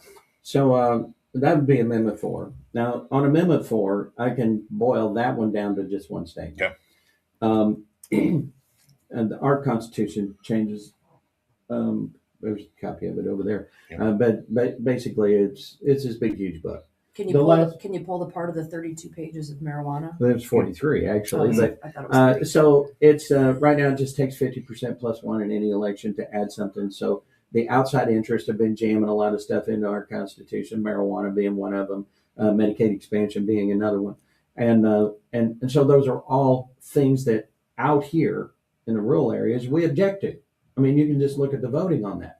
Well, right now, St. Louis and Kansas City and Boone County can pass anything they want. Some of that's because our own fault because we're not voting, but for the most part, they can shove whatever they want to down our throat. Well, if we pass this amendment, Amendment 4, then they have to come to us because it has to pass by 50% plus one in each and every congressional district. Okay, so people who are afraid that's somehow taking their power away, you didn't have it in the first place. Yeah. I mean, admittedly, that's the way our Constitution reads. The people can petition, but somebody show me one amendment, certainly in the last 30, 40 years, that the people instituted, not some outside interest outside the state of Missouri. So that's not to say that folks that somehow wouldn't get together at some point in the future and do that. But if it is, it should be of statewide importance, right? Which means that each congressional district would be voting for or against it anyway, right? Yep. But our Constitution keeps expanding, and they keep getting stuff put in there that we don't, out here in the rural areas, we don't agree. So Amendment 4, I can boil it down to, if you think you as a rural person need a voice in what goes in the Constitution, then you need to vote for this. So that's my opinion on 4. I agree with Don on that. Yeah. Yep. Are there any other Well, 5 measures is the or- yeah. removal of the income tax. Yep. And then we've got 1, which is the sales tax for the conservation department. 1/8 of a percent. That's Help me out. that's the soil and water conservation tax. So I actually like the way we do this. It comes up every 4 years? It comes up for renewal. So in other words, the voters get the opportunity to, unlike other things like the gas tax and the tax conservation tax and these others that are absolutely truly abused. This one here, the departments who take advantage of it have to prove their worth. They have to convince the voters on that regular cycle to renew this for them. Well, I think that's fair. I don't have any particular, problem with the soil and water conservation tax. It is actually doing its job, but you know why it's doing its job? Because it comes up for a sunset, right? Yeah.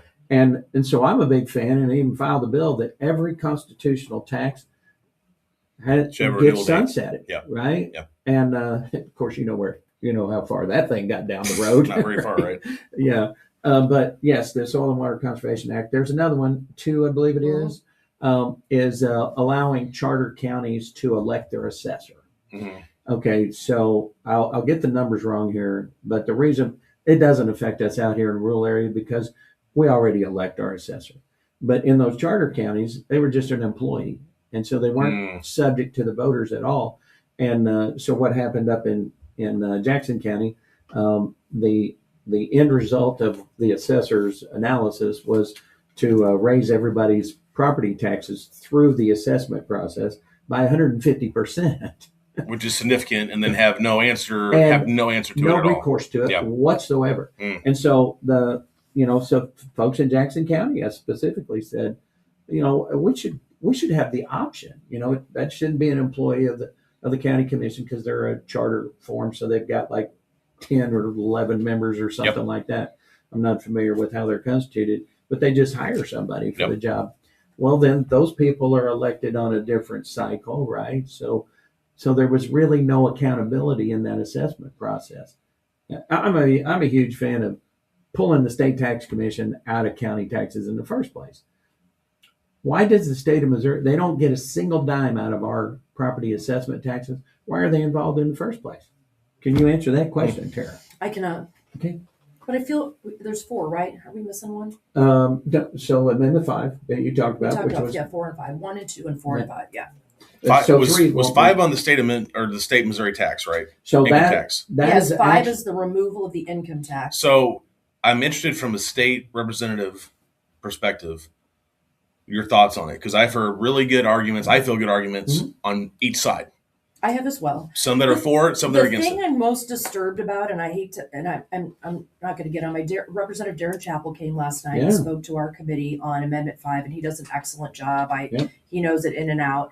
And then we had some rebuttal that come, and all I keep hearing from the side against is, well, when we get ready to make these decisions, you can't trust the politicians. You can't trust. And I'm sitting there and I'm like, if I hate to tell all of you this, but when you elect your rep, we're making way bigger decisions about your life than the income tax, right? And so Yep. now all of a sudden, because of the income tax, you're going to get up and say, well, we can't trust the politicians to do the right thing. Well, if you didn't elect somebody that you've trusted in the first place, and I know that this is being like overly, you got bigger problems. Right. So, Yep. I mean, in my position, my constituents, if next year it's passed and Amendment 5 is passed and we're talking about it, raising the sales tax on things, and we get in there and they're going to raise sales tax on healthcare and agriculture and real estate, which we've heard that, the governor's not going to do some of those things. Do you not think we pay taxes too on services and goods? So do you really think that, we're going to get in there and be like, yeah, that sounds like a great idea? I do believe that we need to modernize the tax code. I do. I think that we're in a time, and I've explained this before to people. We used to shop at bookstores and we used to shop at the mall, and you used to be able to go in and get things, and all those things were taxed, and nobody goes to a bookstore hardly anymore. No, but there are no malls to go shopping with, right? Everything's ordered on the website. You have your Walmart delivery delivered. Everything is, it's moved on, right? We need to modernize it. What does that look like? I'm not saying that the plan that we come up with is, we have to get there. We have to have permission to move that plan forward. And I got to tell you that if you're in a district where you don't trust the person that you elected, you've got bigger problems. So that's my 2 cents on that. So, so talking to folks at the doors, there's a lot of angst out there about Amendment 5, and there's a lot of misinformation. In other words, some folks are saying, well, you're going to double the sales tax. And I tell them that no, if we end up with Tennessee, right, if the model we're shooting for is Tennessee, then we'll actually here in Missouri have an opportunity to lower the sales tax. And then they'll say, well, what about the sales tax in my town? It's already 10% or whatever. Well, the provisions in this constitutional amendment require that any tax has to meet the revenue neutral thing related to getting rid of the income tax. Okay, so when most people understand that part of it, that, hey, it's revenue neutral, we've got this, and that could give you enough reason to vote for it just on that alone. My problem is, which I share with a lot of folks who are more informed on it, is sort of what Tara was talking about. I'm in the legislature now, but I may or may not be next year. And so while I trust myself to keep an eye on the exceptions, I do understand how Jeff City operates. And that is, he who has the highest price lobbyist gets an exception.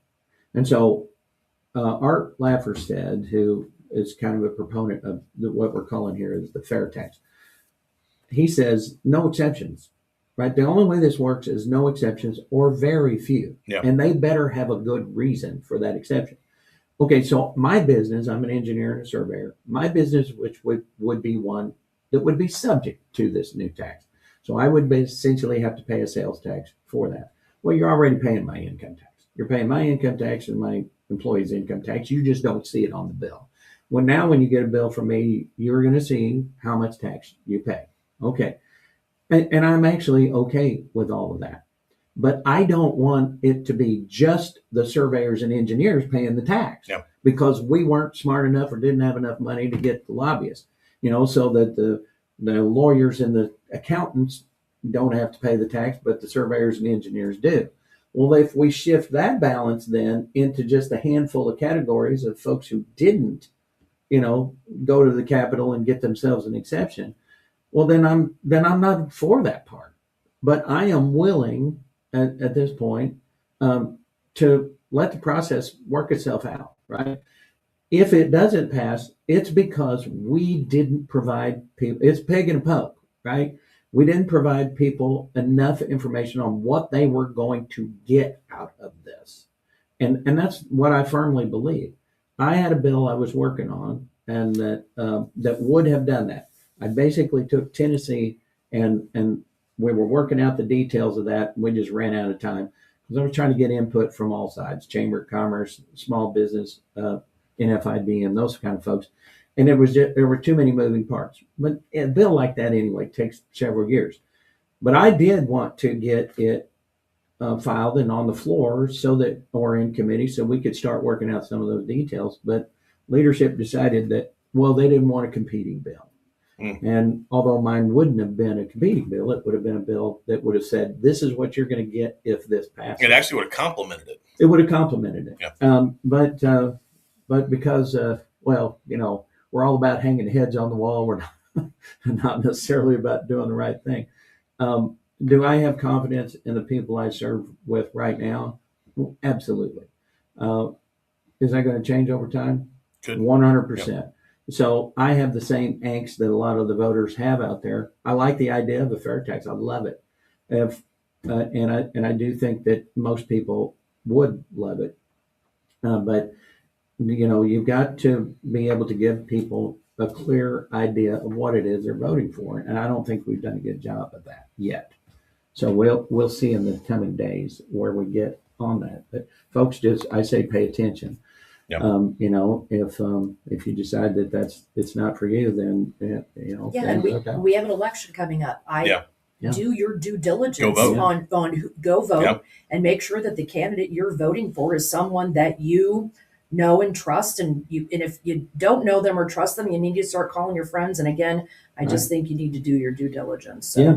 And that's the beauty of our country, is that if you live in a state or a county where you don't trust your representation, you feel another area of the state or another state aligns better, you can always move. That's the beauty of this country. You have not only that, but now you can change it. You don't like who your rep is and you don't trust them. Now's the time. Yep. And Speak up. If you don't feel like there's anyone available, that the ballot for state representative or the availability run for state representative happens every 2 years. Absolutely. And I welcome people to get involved in that process so they can understand how it works. Yeah. Well, we have our next guest who's right. Terry, you want to stay on for a little while? Yeah, sure. You can hang around. Okay. Well, we got Thomas. Going to add him in here. Tom Haviland, who he's been. Well, Tom, I'm going to let you. I don't want to take your thunder away, but this guy has been on it the entire time about COVID vaccines. He's faced a lot of ridicule, even fired from his defense contracting position because he refused to take the jab. And now, all of a sudden, things that people were saying that he was finding that might be conspiracy theory are suddenly now gaining traction, and he's got some new developments on that. So, Tom Haviland, welcome to the show. Thanks, JP. I appreciate you having me on the show. Here's what we're talking about, folks. For those who can see, these unusual white fibrous clots that embalmers with 20 or 30 years of experience had never seen before until the years of COVID and the COVID-19 vaccines. Yeah. I've conducted worldwide surveys in the United States, Canada, UK, Australia, New Zealand over the past 4 years, from the end of 2022 through the end of 2025, to survey these embalmers around the world and see what they're seeing. And the results of my 4 surveys have been shocking. In fact, they were recently written up in an article that appeared was picked up by a scientific journal called the International Journal of Innovative Research in Medical Science. And that was posted on the 1st of July of 2026, just about 10 days ago. And basically it highlights my survey results over the past 4 years. And in the surveys, basically we have 4 key points. First of all, we have shown that it is indeed a worldwide phenomenon. Embalmers in all these countries, Canada, US, UK, Australia, New Zealand, are identifying these white fibrous clots. And it's the majority of embalmers seeing these clots. And every year I've done the survey, the results have been about anywhere between 66% to 83% of the embalmers seeing this phenomenon, with an average of 75%. So about 3 out of every 4 embalmers says they are indeed seeing these white fibrous clots in their corpses. Prior to COVID, by the way, they only saw 2 types of clots. They saw what's called grape jelly clots. They look just like dark grape jelly. They dissolve very easily in your hands. They had also seen another type of clot called a chicken fat clot, which are small, yellowish in color and tear very easily. Much, much different than these humongous white fibrous clots that are tough and rubbery. Embalmers describe them as what looks like calamari, and they stretch like a rubber band, and they can get over like a protein foot. chains.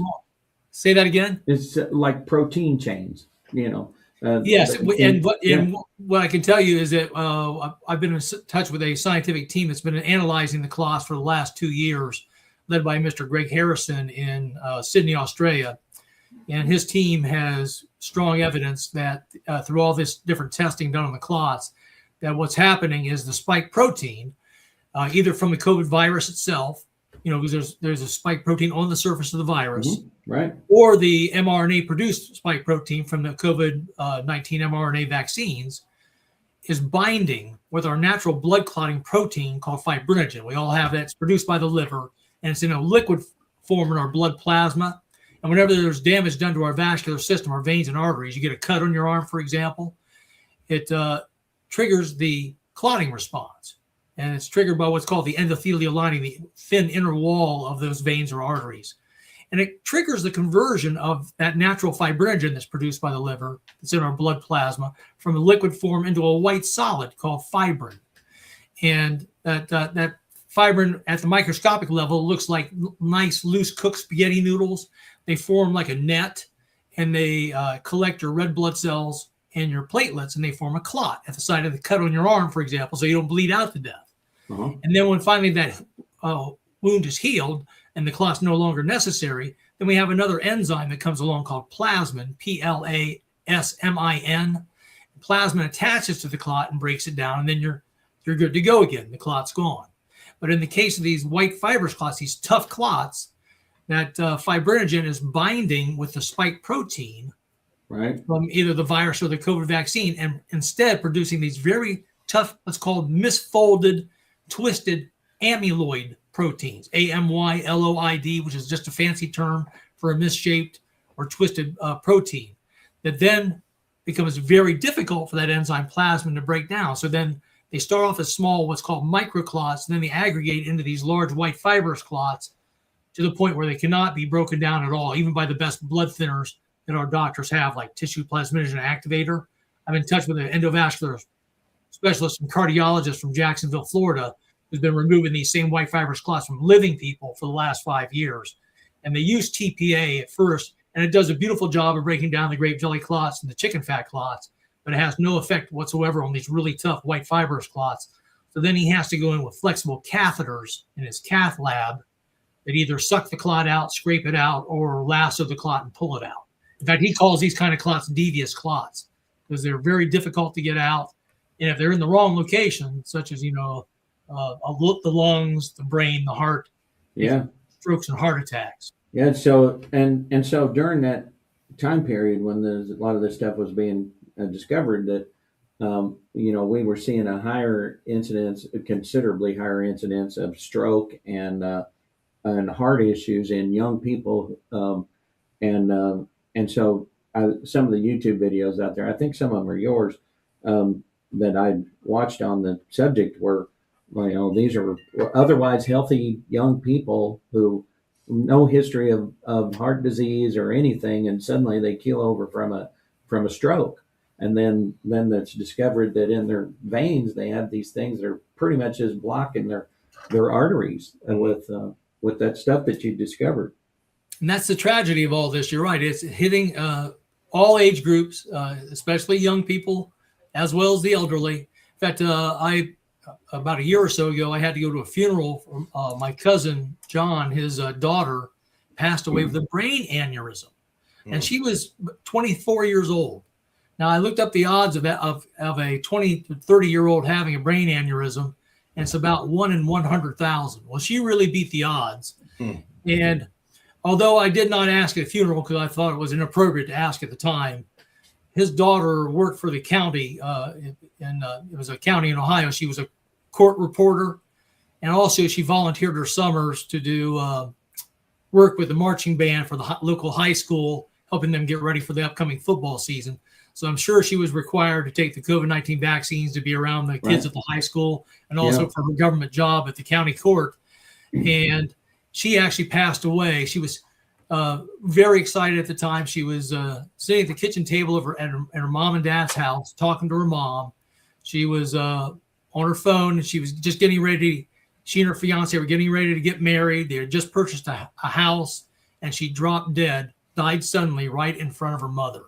And so we hear this story a lot, and especially the stuff that this is it's not just you, it's everywhere, and in any normal time period or talking about any other disease, the government would be laser focused on this, right? It would be everywhere. There would be studies being produced by the federal government. There would be doctors with cautionary and suggested treatments, and be on the lookout for and be counting these people who end up with these these kind of illnesses that are unusual, and then the appearance of these type of clots. But it's crickets. Yeah, because they pushed the vaccines that these clots are being caused by. That's the reason they're staying quiet about it.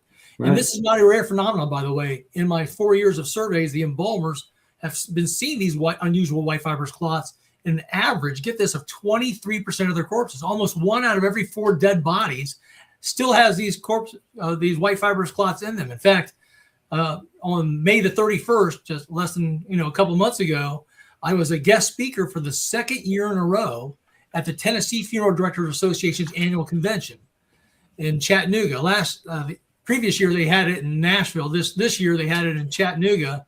I went there. I actually brought with me one of the embalmers from the Died Suddenly movie, Mr. Richard Hirschman, which is a film I don't know if your audience is familiar with. It's about an hour-long documentary. About half the movie is devoted to these 6 or 7 embalmers that said they were seeing these white fibrous clots in their corpses back in November of 2022. So they were some of the first to bravely speak out about this. But you're right. I've sent the results of my surveys for the last 4 years immediately after I get the survey results to the NIH, CDC, and FDA. Nothing but crickets for the last 4 years. Yeah. Acknowledge there was even a problem, let alone look into it.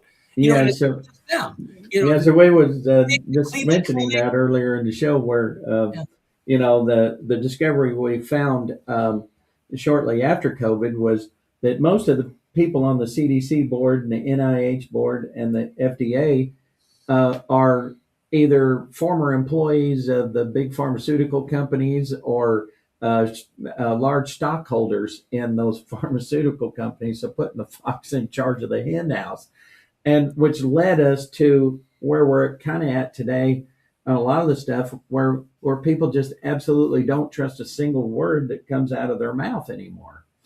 And that's unfortunate, because of all the organizations that need 100% trust in them, it's those 3 organizations.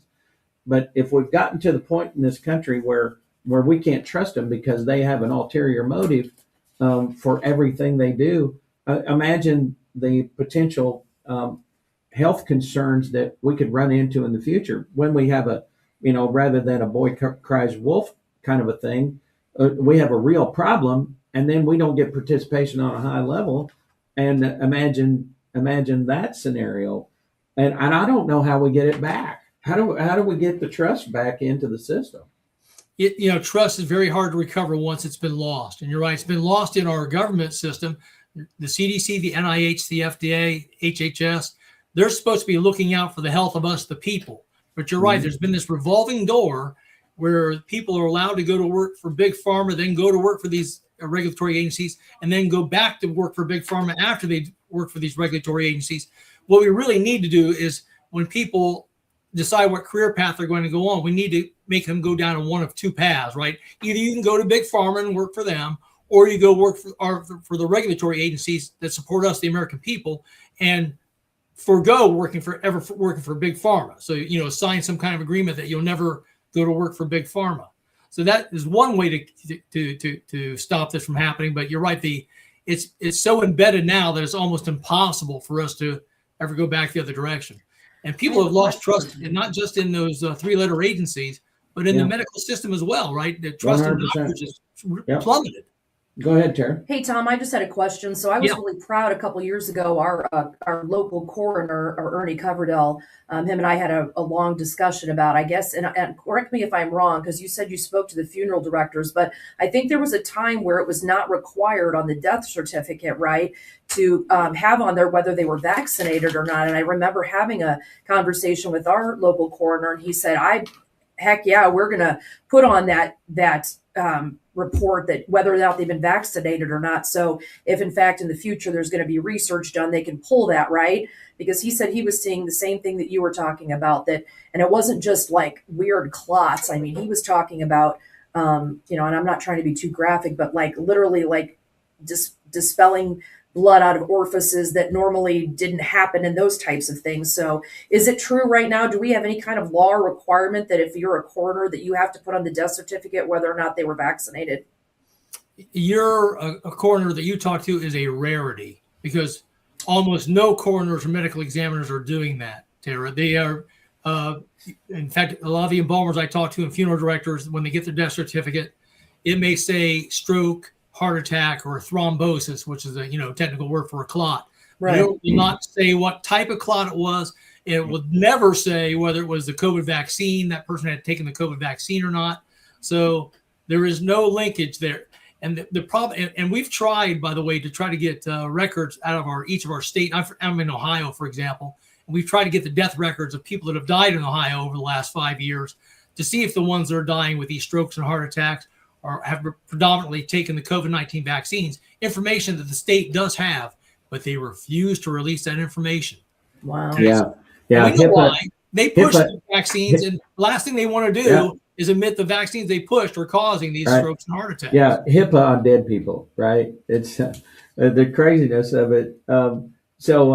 We heard this story about the guy who died in a car accident, and then his death certificate was listed as COVID. Well, so that's not an urban legend. I talked to the person, they live right here in Rolla, Missouri, who told me this story. It may have happened other places, but back during the COVID thing, I was at a meeting and he came up to me and he said, let me tell you what's going on. And he told me the story about his brother-in-law who had died in a motorcycle accident down in Florida. So he'd gone down there to help his sister with, the final arrangements and things like that. Well, one of the things they needed was the death certificate for the life insurance policy. And so he went to the hospital to pick up the death certificate. And he says, well, yeah, okay, the guy hands him the death certificate and he looks down there and it says COVID as the cause of death. He goes, whoa, hang on a second. You guys made a mistake. My brother-in-law died in a motorcycle accident. And so the guy takes it back and he looks at it and he goes, okay. He said, you probably need this to get your life insurance, right? And he goes, yeah. He goes, do you realize what we're going to have to go through to get this changed from COVID to motorcycle accident? And he goes, well, no, well, that's wrong. And he goes, well, first of all, I have to go to the doctor who signed this death certificate. And he has to admit that he was wrong, that it wasn't COVID. Then it has to go to a board of directors at the hospital to figure out why he made such a diagnosis, right?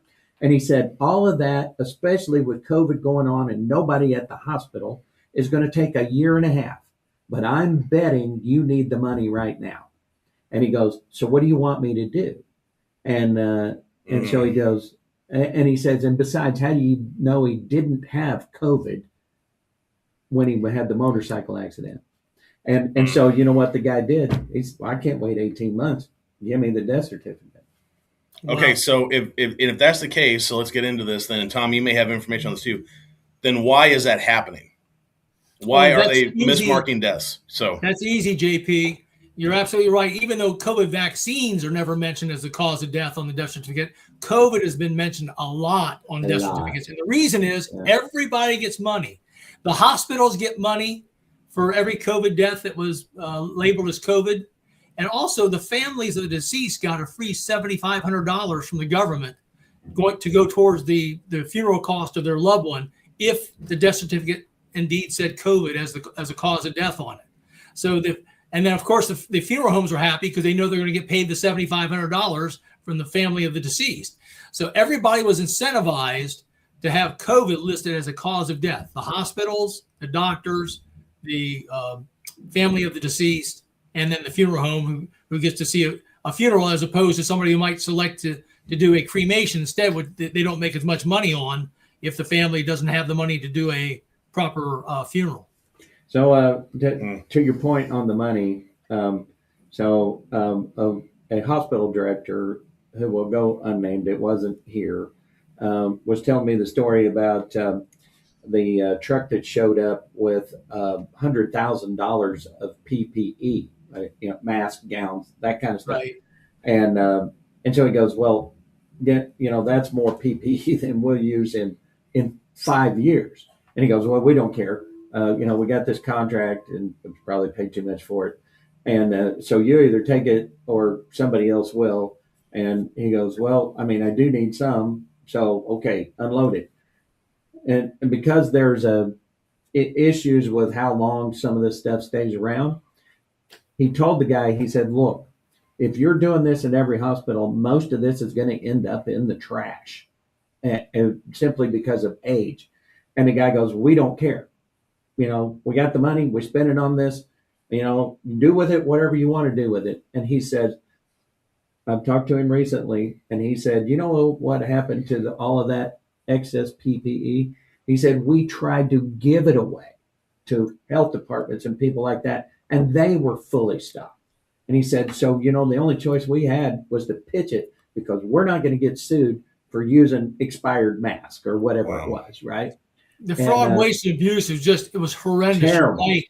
And one of the other areas where it was horrendous was actually the vials of the vaccine produced by companies like Pfizer and Moderna itself. They produce millions, hundreds of millions of vials of vaccine, and a lot of that has not been used over the past few years. In fact, even though 80% of American adults over the age of 18 took the COVID-19 vaccines in 2021, the first year that the vaccines were offered, only 1 out of 5, 20% took the vaccines the next year, 2022, and it's been dropping ever since then. In fact, now it's only about 8 or 9% of American adults over the age of 18 are taking the COVID-19 vaccine as of now.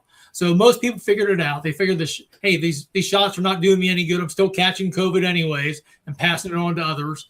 And they've heard about these nasty side effects like myocarditis, turbo cancers, nerve damage, miscarriages, and obviously these white fibrous clots and the clotting problems caused by the vaccines. So the good news is Americans have stopped taking the shots, but our government, our taxpayer money has been going to pay for millions and millions of vials of vaccines, a lot of which wind up in the garbage. Well, and because I'm pretty sure it's the Pfizer vaccine because it was the most expensive one. I've had pharmacists tell me that you have to keep that in a temperature controlled a device of some kind or another that has a 10-degree window of latitude. If you get outside of that 10-degree, it's junk. You got to throw it away. And so the ones who were issuing that, you're right. They were telling me that over half of the vials they were having to throw away because it had an expiration on it, or that at some point in the process, the temperature had gone outside that 10-degree window. And it was just enormous waste. So they were getting, maybe 4 to 5 out of 10 of them where they would actually, give somebody a vaccine for it. Because you can remember the way it was working, there was a tent outside of the hospital or wherever. People were driving up in a car and they were sticking them in the arm and what have you. Well, that was winter and summer, right? And so they're pulling these vials out, giving these people these shots as quick as they can. And if it's set out, out of the cooler, quote unquote, for a certain period of time, they just had to pitch it and go grab another one. And absolutely right. Yeah, there was a lady in Chico, California. Her name is Julie Threet. She was pro-vaccine. She actually volunteered the first year of the vaccine in 2021 to work at a mass vaccination clinic in Chico, California. And she watched over 43,000 people in that county get shots during that year that she was there. But she witnessed, as you said, there was sloppiness in the way they handled the vials. First of all, as you said, they were kept at these very extreme cold temperatures. They were supposed to be kept at minus 40 degrees Celsius until they needed to be used. And then they have to be taken out and warmed up to room temperature before they could be injected in someone. But they can't sit out too long or sit in sunlight. And they noticed that some of their syringes were sitting in bathed in sunlight. So then they quickly covered the windows at this particular facility in Chico, California. Like I said, they had to throw a lot of the vaccine away when they elapsed past that time. And actually, in the case of this, if you had gotten one of the shots that was after the mRNA had become inert because it had sat out too long under hotter temperatures, you actually can count yourself as a lucky one. This is a shot where you do not want the active mRNA ingredient, because it's the mRNA ingredient that's persisting in the body in a lot of people and causing production still, even after several years, of the spike protein. This was something that was not supposed to happen. When they released these shots, they were supposed to stay in your deltoid muscle in your upper arm, just stay there and produce. The mRNA was supposed to produce the spike protein for just a couple of days to a week, just enough to elicit an immune response to get your body ready for COVID when it came. But that's not what happened at all. The lipid nanoparticles in that vaccine carry that mRNA all over the body. It's set up shop all over the body, and it's continued to produce spike protein in some people for 3 years, 4 years, 5 years, maybe indefinitely. And that spike protein is what, like I said earlier, is binding with our natural fibrinogen to cause these white fibrous clots. So it's just, the shots have been a total disaster. So they, I read a report where there was a gentleman in Germany had done a study of that, and he said the biggest problem with the vaccine was that they just copied the protocols for the flu vaccine and put it onto the COVID. And he said, well, where that one for the flu vaccine, it doesn't matter if it gets into a blood vessel or not. But because, like what you were talking about, the mRNA thing, if it gets into a blood vessel, then it carries it all over your body and starts creating that spike protein in places where you didn't want it created. But it was because of a bureaucratic, laziness, because even Pfizer said what you were talking about, it needs to go into the muscle. But instead, the CDC just copied the flu vaccine protocols, and that's what they issued on it. You're right. There's a big difference there, because a traditional vaccine, there's only so much of the active ingredient that's in each vial. And once that gets injected to you, that's all the active ingredient you're ever going to get. Yeah. But in the case of these mRNA vaccines, what they're doing is they're instructing your body cells to make the antigen. And if they have no control over how much antigen gets made, then you don't know how much of a dose you're getting. You could be getting a dose that's 100, 1,000 times greater than the dose you were supposed to get, right? Because the mRNA is actually producing the antigen inside your body. It's making your body's cells produce it. So it's totally different than a traditional vaccine, much more dangerous. They could not control where it goes, how much of the dosage amount you get, how long it lasts, even what protein it produced 10% of the time through a process called frame shifting.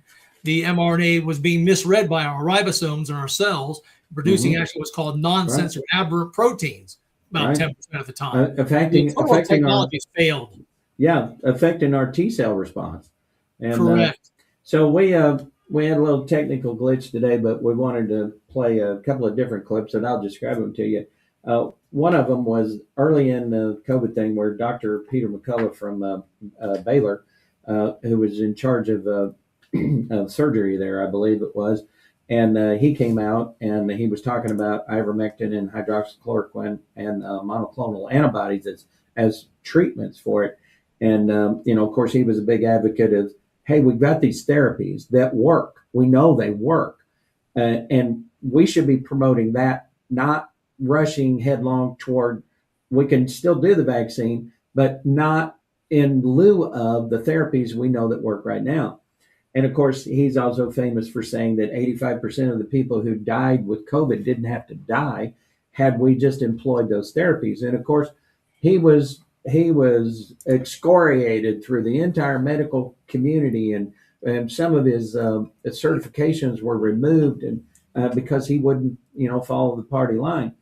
And so here recently, in fact, on Tulsi Gabbard's last day, she released a wealth of information that the mainstream press, same thing, right? Yep. Totally ignored, which clearly indicated, number one, that the lab leak thing was a real thing, and that we totally ignored that. But also, Fauci was responsible for financing that directly, financing that research done by that Chinese lab, which is kind of crazy. We're paying our enemy to research a bioweapon, right? And so and that was Tulsi's thing, but totally ignored by the press. But we're seeing all the way down the line, all of these things, even from social distancing and mask and all of that, you know, all the people who were telling us the truth back then are now being proven right. And so to the point where I think Anthony Fauci needs to be arrested for conspiracy to commit murder. Well, he's got a presidential pardon, a preemptive pardon from Joe Biden for. It's interesting. He got a preemptive pardon when he claims that he's done nothing wrong. Well, what's he getting pardoned for if he hasn't committed a crime? Well, the state of Missouri did not give him a pardon, and he committed a crime in Missouri. So if I was him, I wouldn't show up in Missouri. I'm a big fan of Dr. Peter McCullough. I communicate with him often. In fact, I saw the article I think you're talking about. He did a Focal Points article recently about how he believes that the United States had actually broke the 1972 Bioweapons Treaty. And because instead of actually, producing, trying to defend ourselves against bioweapons from the future, we are actually actively producing bioweapons in conjunction, like you say, with the Wuhan lab in China.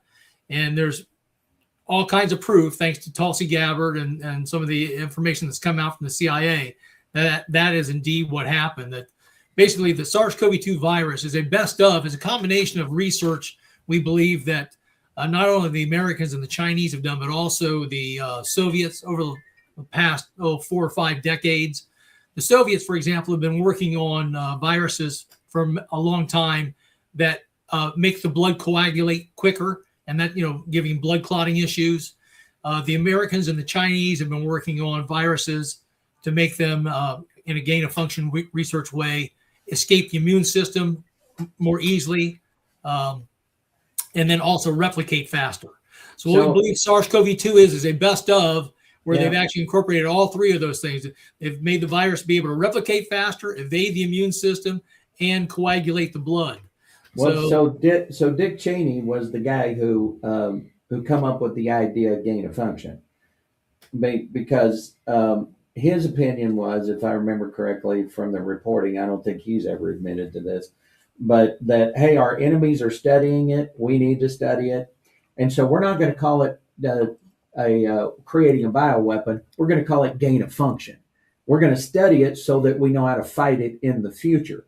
Well, in order for you to do that, you have to create the bioweapon, right? Which was against a federal statute. But no more bioweapon research that came from the Carter administration.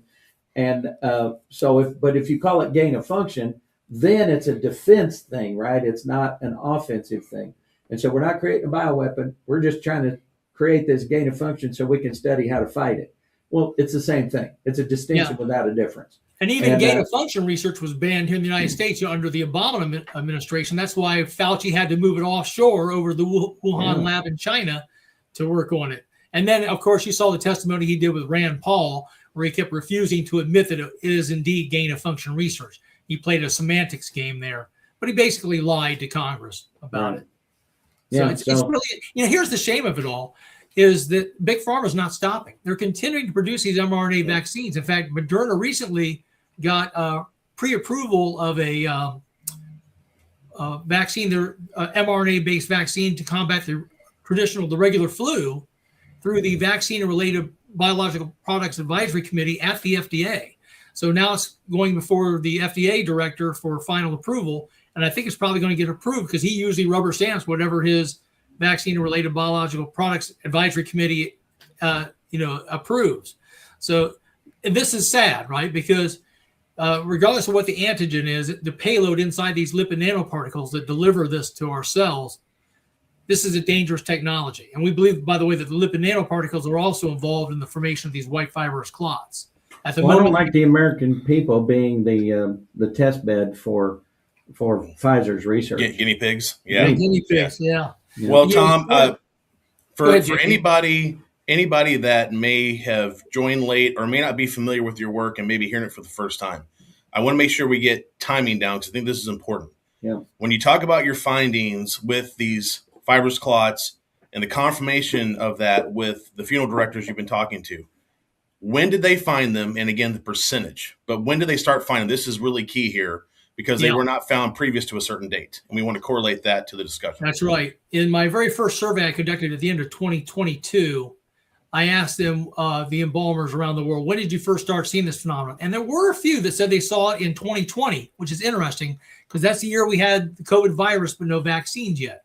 And as I said earlier, we do know that there's a spike protein on the surface of the virus. So it can, in some cases, if it can work its way into the bloodstream, which is difficult to do, because first of all, it has to fight through what's called your mucosal membrane.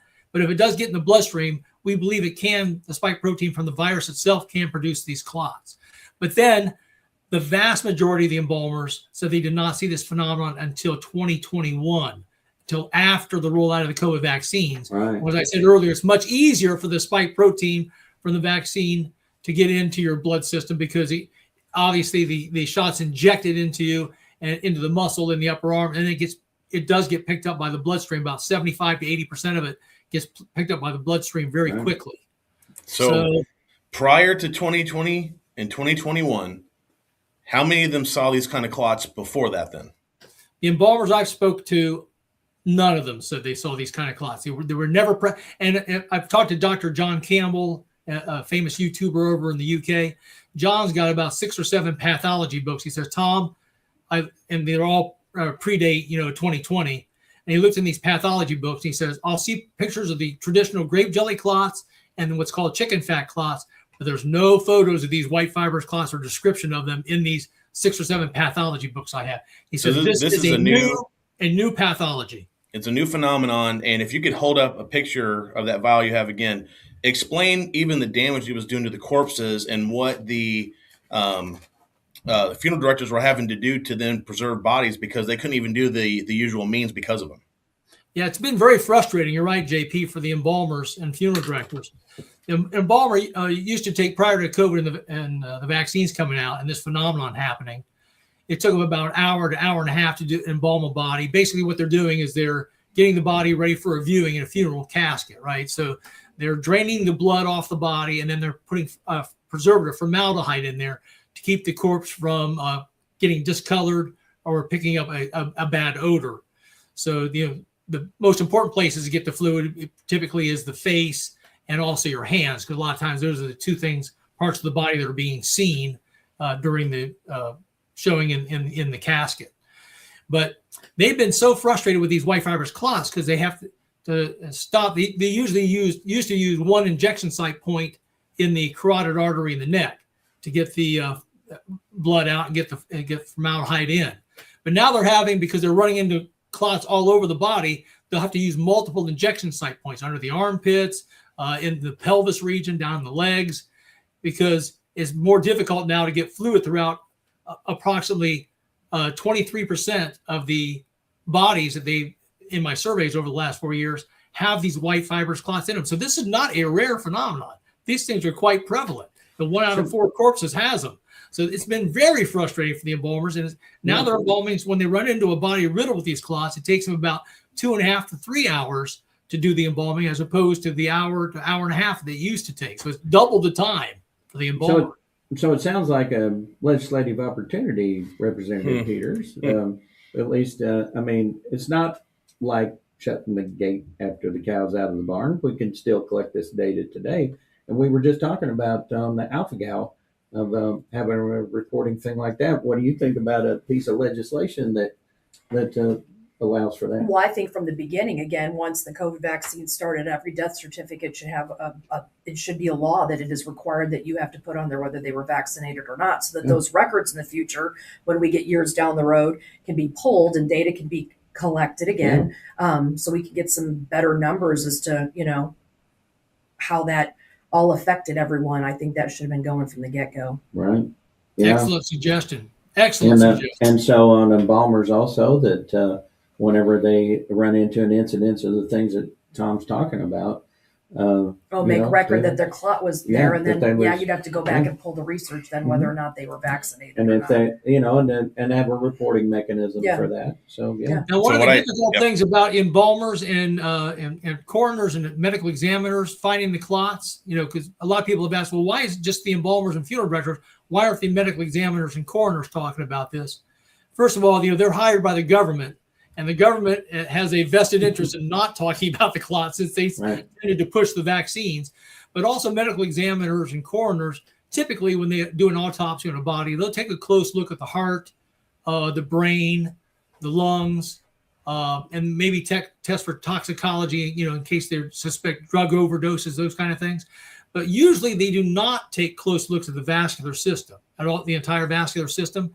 So that's why the embalmers believe that's the embalmers, because they have to drain the blood out of the entire body and get the formaldehyde in. So the other thing, so they're the ones finding the clots. A lot of times they think the coroners and medical examiners are missing the clots. Well, so the reality is that 99% of the people that pass away in Missouri don't see a medical examiner. We don't do autopsies on everybody.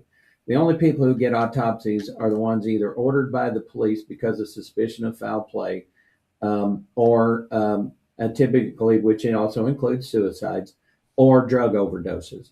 And even then, the medical examiner is just doing toxicology. They're not doing a full, body scan kind of a thing. We too many times we watch CSI or NCIS or one of them, and we think that there's a doctor looking at everybody that dies. As not, embalmers are the only ones who look at every single corpse.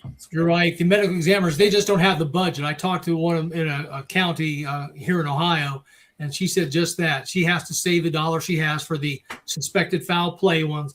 But you would think that, in a case that you had a son or daughter 20 or 30 years old, and they were physically fit, in perfect shape, and then they died suddenly, wouldn't you want to have an autopsy done on your child, your loved one, to see what caused that death? Especially if you suspected the COVID vaccines did it.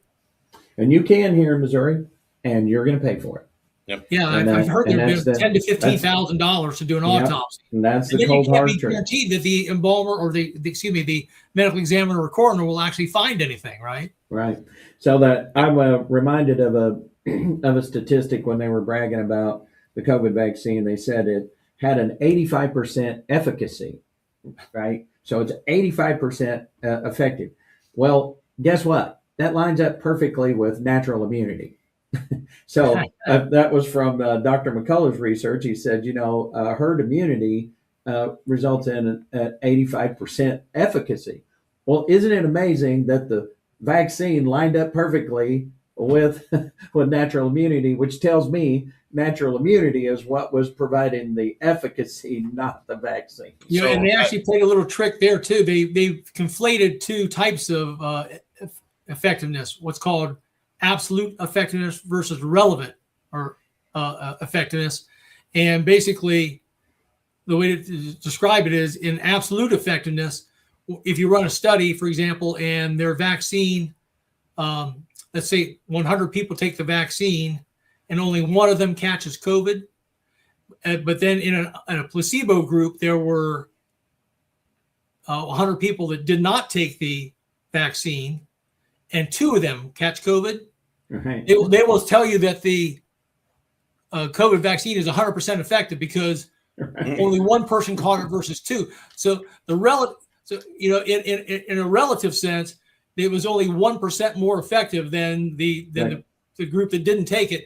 But because in an absolute fashion, it was two caught it versus one in the placebo, or two in the placebo group versus one. So the same trick with remdesivir. Remember that, it's 90% effective, but that was for the 2 weeks immediately after the treatment. And then the person died anyway because because it wasn't working. They were just going to live for 2 weeks anyway, right? I mean, more than 2 weeks anyway. And so they died shortly after the 2 weeks, but they were only counting if the person was still alive in that 2 week period. I mean, you talk about dirty tricks just to try to get something approved or Again, it was, and which goes into that, hey, we can't trust the government thing anymore. I had an interesting interaction with my doctor, Tom. I've told you this probably before, but I did not get vaccinated. And so I came up time. It was probably 2023 or 2024. Came time for my annual exam. So you do your lab results and all that kind of good stuff. So they're checking your cholesterol, all the typical stuff they collect. And I reached out to my doctor and I said, hey, before you do the lab order, can you have me check for COVID antibodies? She said, yeah. I said, I want it done.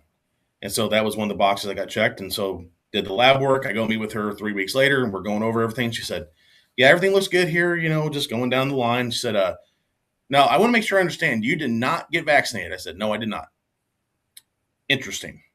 Very interesting. And I said, well, why is that? She said, well, you have double the amount of antibodies somebody vaccinated has, which tells me you were exposed to the disease at some point. Your body fought it off. You now do have immunity and you can't get the shot or you will get sick. I said, it's a good thing I'm not going to get the thing anyway. But right there, proving immunity, not social distancing and masking and all the other stuff that Fauci and them tried to.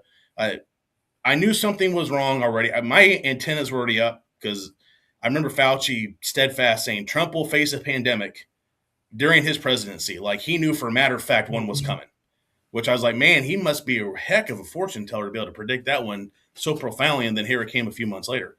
My wife, who was my wife's been a 20-year RN. They came out on the stage and we actually realized that her and my stepdaughter had it 2 months before they announced what it was. And they came out in March of that year and said, there's this thing called COVID. Here's what it's doing. Here's the symptoms. And here's what we're going to do because medical science says we're going to mask and we're going to social distance. That's the best way to fight this. And she looks at me and she says, that's not what medical science says at all. They're lying. They're wrong. I said, oh, no, we got a problem. So right there from the get-go. Tom, thanks so much for all the information. Let everybody know where they can reach out to you for more information, also where they can get the information that you're sharing currently. JP, I'm glad you're so wide awake. That's awesome. What a story. They can find me at our free Substack that my assistant Laura Kasner runs at Laura, Laura, Kasner, KASNER.substack.com. It's a free Substack. We don't charge for it. Or they can just email me. If an embalmer or funeral director or vascular surgeon, endovascular specialist wants to contact me about the white fibrous clots that I know they're seeing in their corpses or patients and living patients, you can contact me at Thomas Haviland at sbcglobal.net. And we have that information in the comment section for you to reach out to Tom and get more information. Tom, thanks so much again, and we'll have you on again the show in the future. Yeah, thanks so much for your work on this. Appreciate it, Tom. I'll keep swinging. Sounds good. Keep swinging. We definitely need you to stay in the fight. All right, that is Thomas Haviland. Some obviously really, really interesting stuff. I wanted to get to a couple of comments that we had here before. Okay. Yeah. We got just about 12 minutes, believe it or not, before the end of the show. Oh, my goodness. Andy Falk, 368 from YouTube. We're getting some YouTube comments now.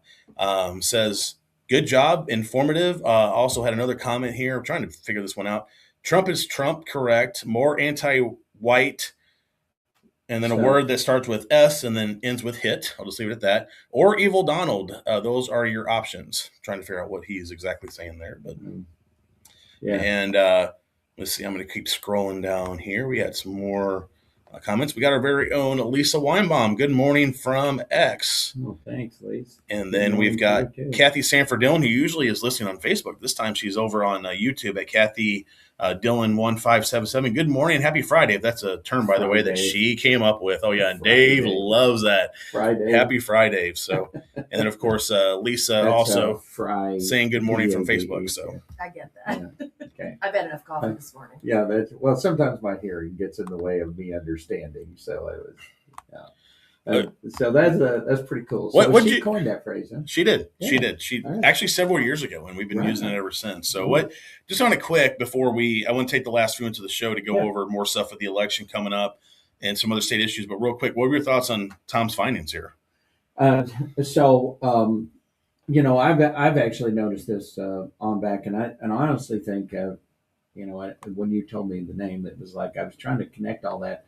And so now after having seen him, I saw his videos. I mean, it's been at least 2 years ago. Yeah. And it was like, well, this is a thing. I mean, we should be concerned about this. why isn't this national news, and why isn't our federal government, at least taking a look at what's going on here? That's exactly what we hear. And which now, if we fast forward to today, we get, Tara and I both get a lot of comments from folks who are clearly have an issue with the government, and they're folks I've known for years, and they express these sentiments against the government that they would have probably been, I guess, ambivalent about prior to, but they're sharing some of the same things that I'm feeling about. If they'll lie to us about things this important, they'll lie to us about anything. What's your feelings on that, Tara? Oh yeah, no, I'm with JP from the very beginning. It was all a bunch of gobbledygook. Yep. So I as well not vaccinated. None of my family's vaccinated, and all of us conspiracy theorists that took so much crap over the that long period.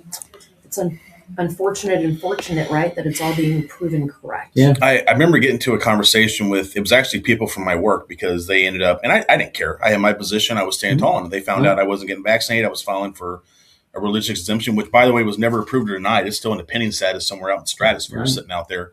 Tom ended up losing his career over it, but still stood the fight and is still fighting to this day. But be getting compensated now. 100%. In fact, that's back, beginning to happen now. That should happen 100%.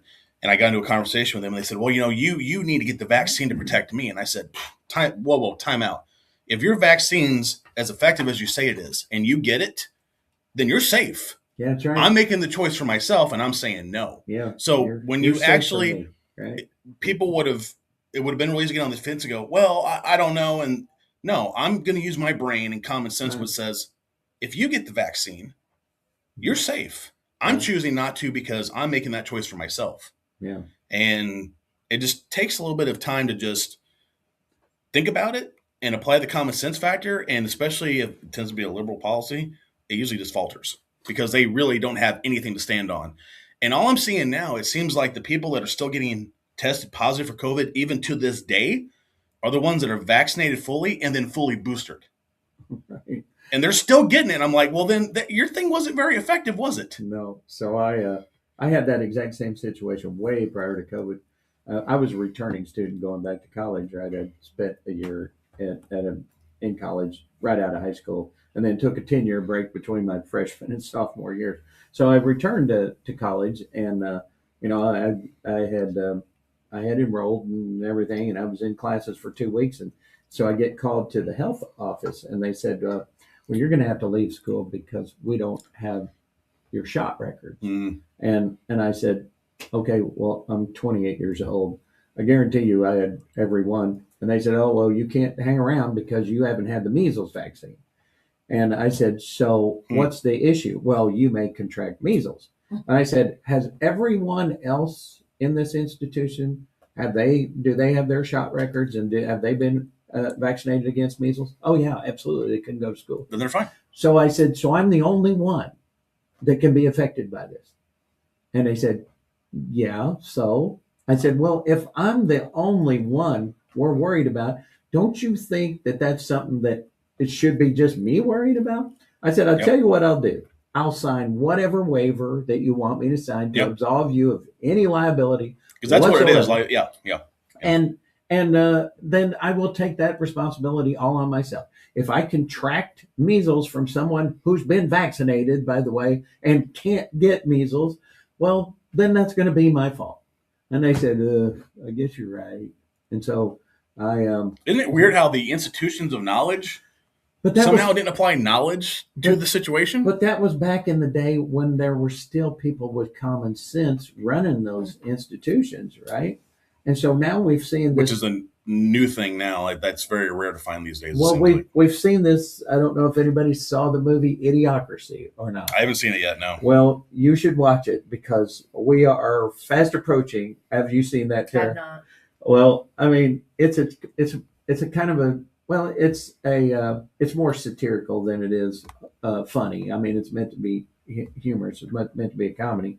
but it is very satirical, and it just shows you what it is. It is the world of the future when AI does all our thinking for us, and the machine is what, and the people are just dumb. That's why they call it idiocracy. But I encourage everybody to watch that movie, not because it's such a good movie, but because of the theme that it has.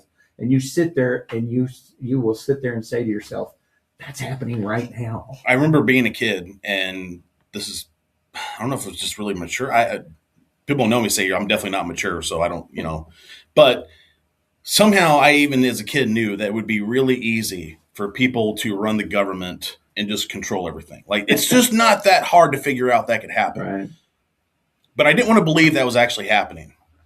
And then I saw it, and I agree with you. There's a movie out there I watched, and it's not because it's a great movie. It's because it made me think. Wag the Dog. Oh, yes. I love that movie. And when I watched Wag the Dog, I said,